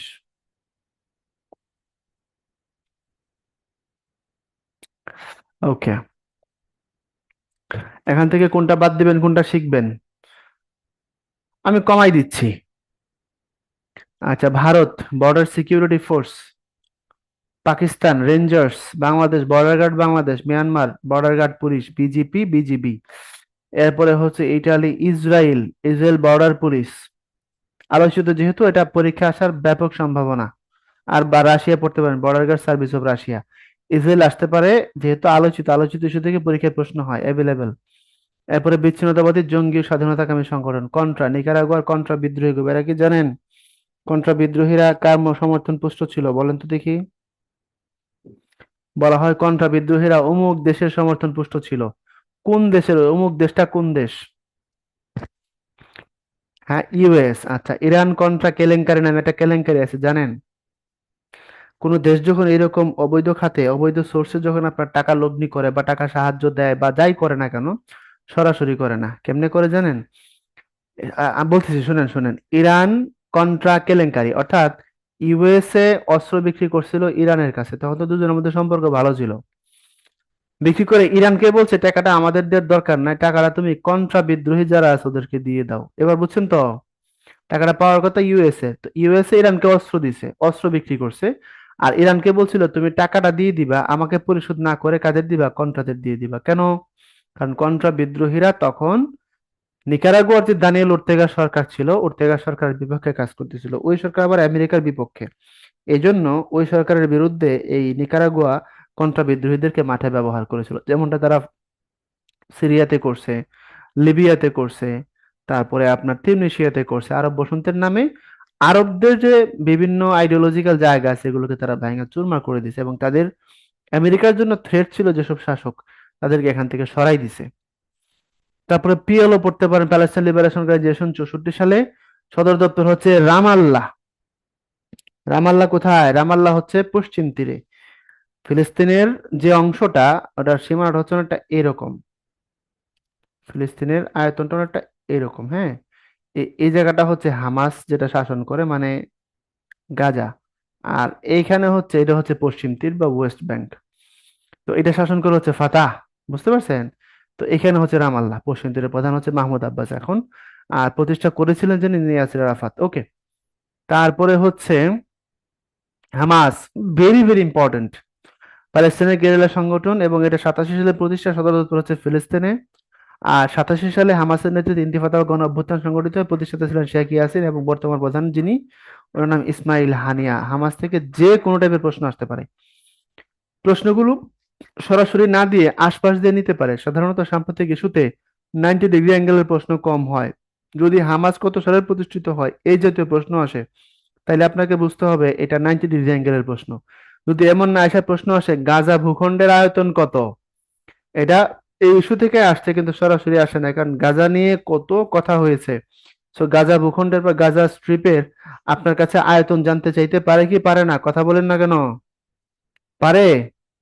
বিষয়টা আলোচিত কিনা? 100%। 365 বর্গ কিলোমিটার। 365 বর্গ কিলোমিটার পরীক্ষা আসতে পারে গাজা স্ট্রিপ সম্পর্কে। সুতরাং এটা সম্পর্কে যা যা আছে ওই ইস্যুর আশপাশ, ডানে বামে উপরে নিচে সব পড়ে ফেলবেন, নিউজ আকারে পড়বেন, তাহলে কমন পাওয়া যাবেন। নিউজ মানে north east west and south, একটা এরিয়ার একটা বিষয়ের সমস্ত দিক নিয়ে পড়া, কোনো কিছু বাদ না দেওয়া। দেন আল শাবাব সোমালিয়ার জঙ্গি সংগঠন, একদম শয়তানের এক শেষ আল শাবাব, আর সত্যিকারের শয়তানেরা। তারপরে আইরিশ রিপাবলিকান আর্মি, এটা আয়ারল্যান্ডের ক্যাথলিক সম্প্রদায়ের একটা সংগঠন। আইরিশ রিপাবলিকান আর্মি, ওদের দেশেও জঙ্গলিগিরি আছে। টুপাক আমারও পড়ার দরকার নাই, পেরুর মার্ক্সবাদী লেনিনবাদী গেরিলা সংগঠন ছিল, অর্থাৎ মার্ক্স এবং লেনিনের আদর্শ তারা বাস্তবায়ন করতে চায়। এরপরে হিজবুল্লাহ পরীক্ষা আসতে পারে। এর অর্থ আল্লাহর সৈনিক। ওদের একটা টেলিভিশন আছে, নাম হচ্ছে আল মানার। যথেষ্ট আধুনিক একটা সংগঠন হিজবুল্লাহ। এবং 85 সালে প্রতিষ্ঠিত হয়। দক্ষিণ লেবাননের বৈরুতের সদর দপ্তর আছে, বর্তমান প্রধান যিনি তার নাম শেখ হাসান নাসরুল্লাহ। এগুলো নাতে হিজবুল্লাহ থেকে যে কোনোভাবে প্রশ্ন দিতে পারে। এগুলো তো কমন ইনফরমেশন, অনেক এদিক ওদিক করে বিভিন্ন ফিচার থেকে প্রশ্ন দিয়ে দিতে পারে। এবং ইউরোপিয়ান ইউনিয়ন হিজবুল্লাহ সামরিক শাখাকে বলছে এরা সন্ত্রাসী, অর্থাৎ তাদের বিরুদ্ধে কথা বললেই আপনি সন্ত্রাসী। আর তারা দেশে দেশে মানুষ মেরে বেড়াবে, তারা সন্ত্রাসী না। বুঝলেন না? আমি একাই বুঝলাম। এরপরে ফার্ক, কলম্বিয়ার। ফার্কের বলছে যে বিশ্বের সবচেয়ে বড় মার্ক্সবাদী গেরিলা সংগঠন ছিল, এখন এটা আর নাই। আচ্ছা, এখন ফার্কের সাথে সরকারের একটা সমঝোতা হওয়ার পরে নোবেল দেয়া হয়েছে, নাম জানেন? মানে যে প্রেসিডেন্ট ছিল, নাম জানেন কিনা?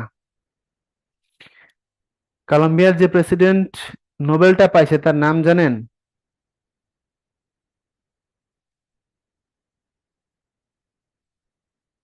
জানেন না কেন? উনি নোবেল পাইছে, আপনি তারে চিনলে তো ভালো, না চিনলে তো খারাপ। একটা বিশাল পুরস্কার না? ওনার কাজই ছিল, মানে যে কারণে তাকে নোবেলটা দেয়া হয়েছে, বলা হয়েছিল যে তুমি তো চাইলে তাদের সাথে মারামারি করতে পারবা, পারতা, কিন্তু মারামারি তো তুমি করোনি। তুমি গেরিলাদের সাথে শান্তির একটা রাস্তা তৈরি করছো। তাদের যে প্রেসিডেন্ট ছিল হুয়ান ম্যানুয়েল সান্তোস, এই হুয়ান ম্যানুয়েল সান্তোসকে নোবেল দিছিল এই জন্য 17 সালে। বুঝছেন এবার? ওকে। তারপরে হ্যাঁ, সান্তোস লিখেছেন একজন, হুয়ান ম্যানুয়েল সান্তোস। দেন আল কায়দা, বর্তমানে সবচেয়ে শক্তিশালী গেরিলা সংগঠন আল কায়দা। আল কায়দা আলোচিত না, খুব একটা পরীক্ষায় প্রশ্ন আসার সম্ভাবনা কম, তবে যদি আসে এখান থেকে আসতে পারে। শীর্ষ নেতা আয়মান আল জাওয়াহিরি, যিনি 22 সালে মৃত্যুবরণ করেছেন, এটা আসতে পারে। বর্তমান শীর্ষ নেতা সাইফ আল আদেল। এরপরে হচ্ছে শাইনিং পাথ, দরকার নাই, উলফা পইরেন। উলফা উলফা, এটা ইন্ডিয়ার United Liberation Front of Assam. আসামকে 2016-তে পাইছিল নোবেল, না 17-তে?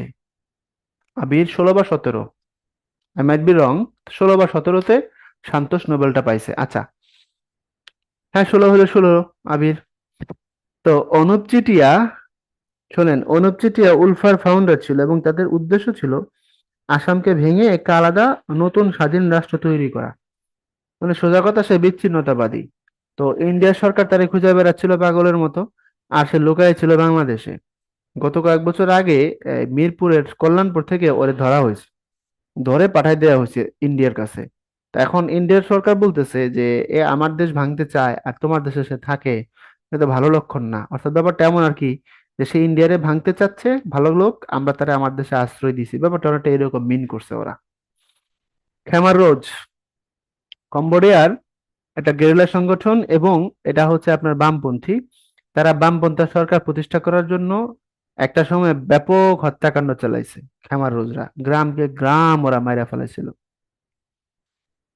এরপরে পিকেকে, দরকার নাই, কুর্দি সামরিক সংস্থা, এটা কুর্দিস্তান বানাইতে চায়। কুর্দিস্তান তো হওয়া সম্ভব না, কারণ একটা ধরেন, একটু বুঝেন, এই হলো একটা দেশ, তারপরে এই হলো ধরেন আরেকটা দেশ, এ হলো আরেকটা দেশ, এ হলো আরেকটা দেশ। এখন দেখেন তো কিছু কমন স্পেস আছে না? এটা আমি আর একটু বড় করে আঁকি। একটা দেশ, দুইটা দেশ, তিনটা দেশ, ধরেন চারটা দেশ। এখন এই ধরেন একটা কমন স্পেস, এই যে গোলাল আমি দিলাম, এই যে কমন যে স্পেসটা দেখেন চারটা দেশ মিলিয়ে পড়ছে না? তো কুর্দি জাতি বলতেছে তাদের জন্য কুর্দিস্তান নামে একটা রাষ্ট্র করতে হবে, তারা যেখানে যেখানে ঐতিহাসিকভাবে বসবাস করে। এখন কুর্দিস্তান পড়ছে তুরস্কে, ইরাকে, সিরিয়াতে, ইরানে। এখন চারটা দেশ থেকে ওরা টেরিটরি নিয়ে রাষ্ট্র বানাইতে পারবে? এটা কি সম্ভব?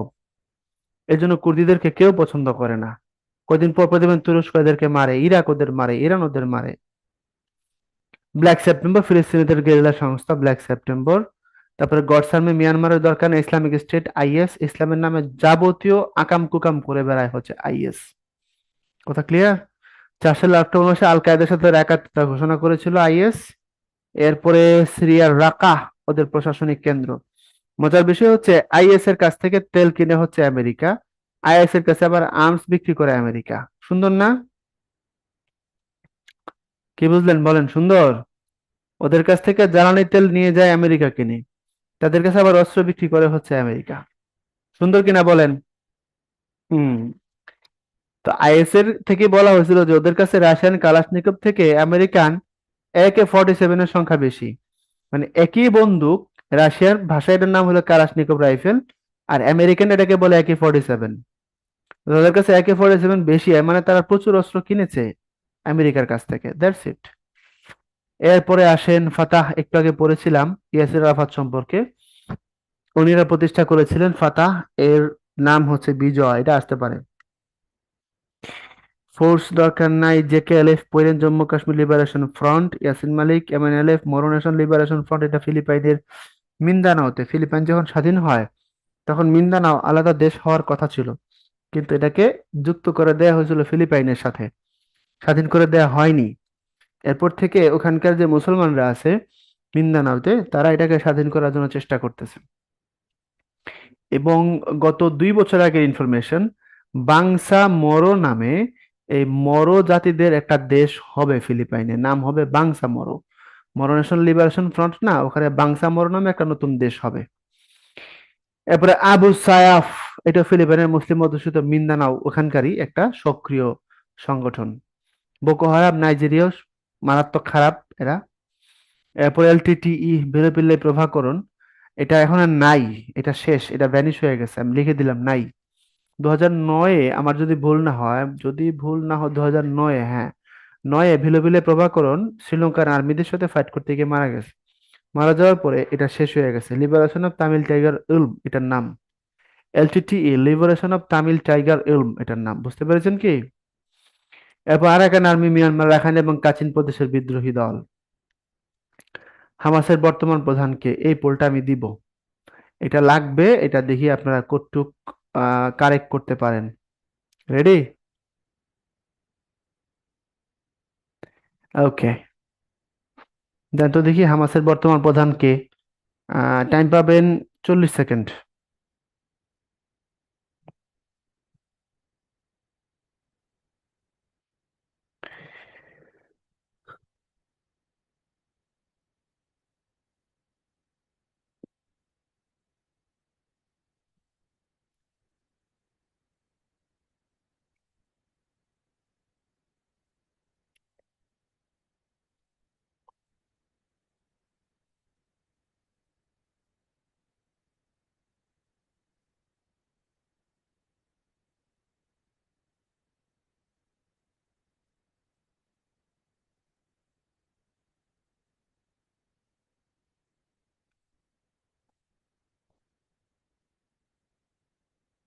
টাইম বেশি করেই দিয়েছিলাম, বাট আপনারা উত্তরটা মাত্র 74% কারেক্ট করতে পারছেন। বর্তমান প্রধান যিনি তার নাম ইসমাইল হানিয়া। শেখ ইয়াসিন তো প্রতিষ্ঠাতা, মাহমুদ আব্বাস তো পিএলওর লোক, উনি তো হামাসের লোকই না। বুঝতে পারছেন? বর্তমান প্রধান যিনি ওনার নাম ইসমাইল হানিয়া। এরপরে আসেন আমরা একটু কোশ্চেন গুলো সলভ করে ফেলি, যেহেতু সময় আছে, চলেন প্রশ্নগুলো দেখি। বলছে ট্রান্সপারেন্সি ইন্টারন্যাশনাল কোন দেশের সংস্থা? এটা হচ্ছে জার্মানির। জাতিসংঘ যে মানবাধিকারের যে বৈশ্বিক ঘোষণার নথি, এটা গ্রহণ করেছিল 48 সালে ডিসেম্বরে। নিম্নের কোন কার্যক্রমের সাথে অ্যামনেস্টি যুক্ত? মানবাধিকার। রেড ক্রসের সদর দপ্তর জেনেভা। যত ভালো কাজ আছে মনে রাখবেন, ভালো কাজ, ভালো কাজের সদর দপ্তর, মানবিক কাজ যেগুলো আর কি বোঝানোর জন্য বললাম, এগুলো সব দেখবেন কম বেশি জেনেভা। অ্যামনেস্টি সদর দপ্তর কোথায়? অ্যামনেস্টি লন্ডন ভিত্তিক, ইংল্যান্ড থেকে পরিচালিত হয়। কবে রেড ক্রস প্রতিষ্ঠিত হয়? রেড ক্রস প্রতিষ্ঠিত হয়েছে হচ্ছে 1863 সালে, এখানে সাল তো দেয়া নাই। ফেয়ারফ্যাক্স কি? এটা একটা গোয়েন্দা সংস্থা, রাশিয়ান। অক্সফাম এর সদর দপ্তর কোথায়? অক্সফাম এর সদর দপ্তর হচ্ছে আপনার, এটা হয়ে গেছে এখন, কেনিয়ার নাইরোবিতে। যখন পরীক্ষায় প্রশ্ন আসছিল তখন লন্ডন ছিল, বাট এখন নাইরোবি।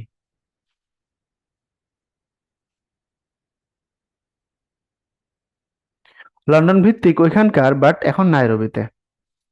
এরপরে অ্যামনেস্টি ইন্টারন্যাশনাল কত সালে নোবেল পুরস্কার পেয়েছিল? 77 সালে, একবারই পাইছে।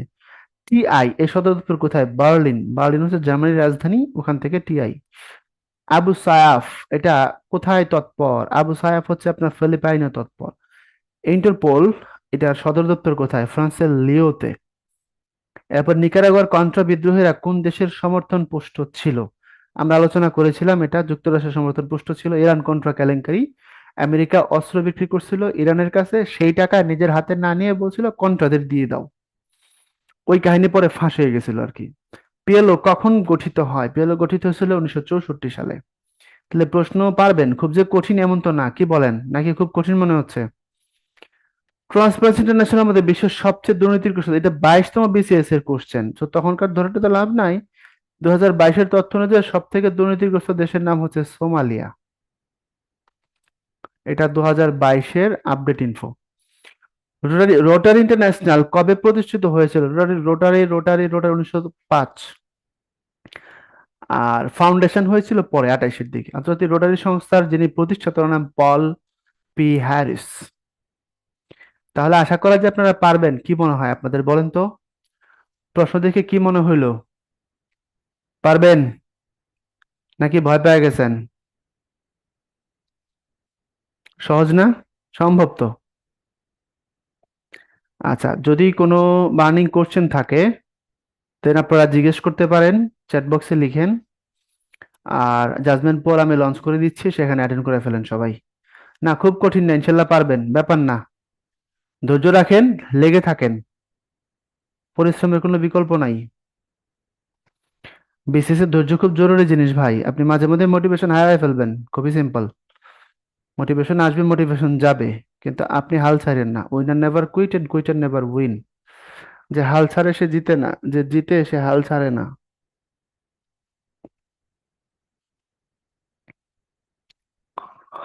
উম, এটা বলা মুশকিল, মাসুম। এটা বলা খুবই মুশকিল, আমাকে আগে ভাবতে হবে আমি কাদেরকে খারাপ মনে করি। এই উত্তরটা আমি, কে কে খারাপ আমি চিন্তা করে তো রেডি করে রাখি নাই। পৃথিবীতে সব থেকে খারাপ মানুষ আমার কাকে মনে হয়, আমাকে একটু মাথা খাটায় দেখতে হবে, কর্মকাণ্ড বিচার বিশ্লেষণ করে বলতে হবে যে তাকে আমি খারাপ মনে করি। এত ইনফোগুলো আপনি কিভাবে মেমোরাইজ করেছেন? লং টাইম এগুলা ঘাঁটছেন, ঠিক আছে, বাট শুরুটা কিভাবে করছিলেন? শুরুটা সবার জন্য হয় এভাবেই, শুরুর দিকে সবারই কঠিন লাগে, আমারও কঠিনই লাগছে। সবার যদি কঠিন লাগে আমার তো সহজ লাগবে না, আমি তো আর অতি মানব না, বুঝেন না কেন? আপনাদের সাথে তো মনে হলো বিতর্কে জড়ায় ভালোই করছি, আপনারা তো শেষের দিকে এসে এখন পোলের উপরে তার প্রভাব ঝাড়ছেন। তাহলে নেক্সট ক্লাসগুলোতে আসলে কোনো বিতর্ক নয়, আপনারা যা বলবেন আমিও তাই। জি জি, ইয়েস ইয়েস, দেখবেন যে আপনার ব্যাপক রেটিং দিবেন, আমাকে বলবেন যে 100% ভাই ব্যাপক ক্লাস নিছে, তাই না? এটাই করতে হবে, বুঝা গেছি বুঝা গেছি, আমি বুঝা গেছি। শিখাইলে সমস্যা আছে, না শিখাইলে কোনো প্রবলেম নাই। সেফ জোনে থাকতে হবে। বিসিএস এ কত মার্কস সেফ? এটা বিসিএস এর ওয়েদার কোন বছর কেমন থাকে তার উপর ডিপেন্ড করে। বুঝতে পারছেন? এটা ডিপেন্ড করে, কারণ আপনি এপ্রিলে যদি প্রশ্ন খুব সহজ হয় কাট মার্কস উপরের দিকে চলে যাবে, 25 বা তার আশেপাশে চলে যেতে পারে, কারণ সিলেবাসের সাথে স্টুডেন্ট এখন কোপ করে গেছে। আর যদি প্রশ্ন অনেক কঠিন হয় তাহলে নিচের দিকে চলে আসবে। তো এখন আপনাকে বুঝতে হবে যে এই প্রশ্নে আসলে কত পাইতে হতে পারে টিকার জন্য, তার উপরে আপনি ওখানে এক্সামে ওই কাজটা করতে হবে। এটা খুব আহ ব্যাপক লেভেলের একটা স্মার্টনেস, ওটা আপনাকে বুঝতে হবে পরীক্ষার হলে আসলে। তো সবচেয়ে বড় কথা হচ্ছে পড়ার কোনো বিকল্প নেই, আপনাকে প্রচুর পড়তে হবে। ধরেন প্রশ্ন অনেক কঠিন হয়েছে, 105 পাইলে টিকবেন, আপনার প্রিপারেশন ভালো ছিল, আপনি সেখানে 135 পাইছেন, সমস্যা কি? যত মানে আপনার সক্ষমতা যা আছে তত আপনি পাবেনই। এবারে পিলিতে কতজন টিকাতে পারে এটা বলা মুশকিল, পিএসসি নিয়ে ভবিষ্যৎবাণী করেন না ভাই। তাহলে কি আমরা শেষ করতে পারি? শেষ করতে পারি। ভালো থাকবেন, আল্লাহ হাফেজ।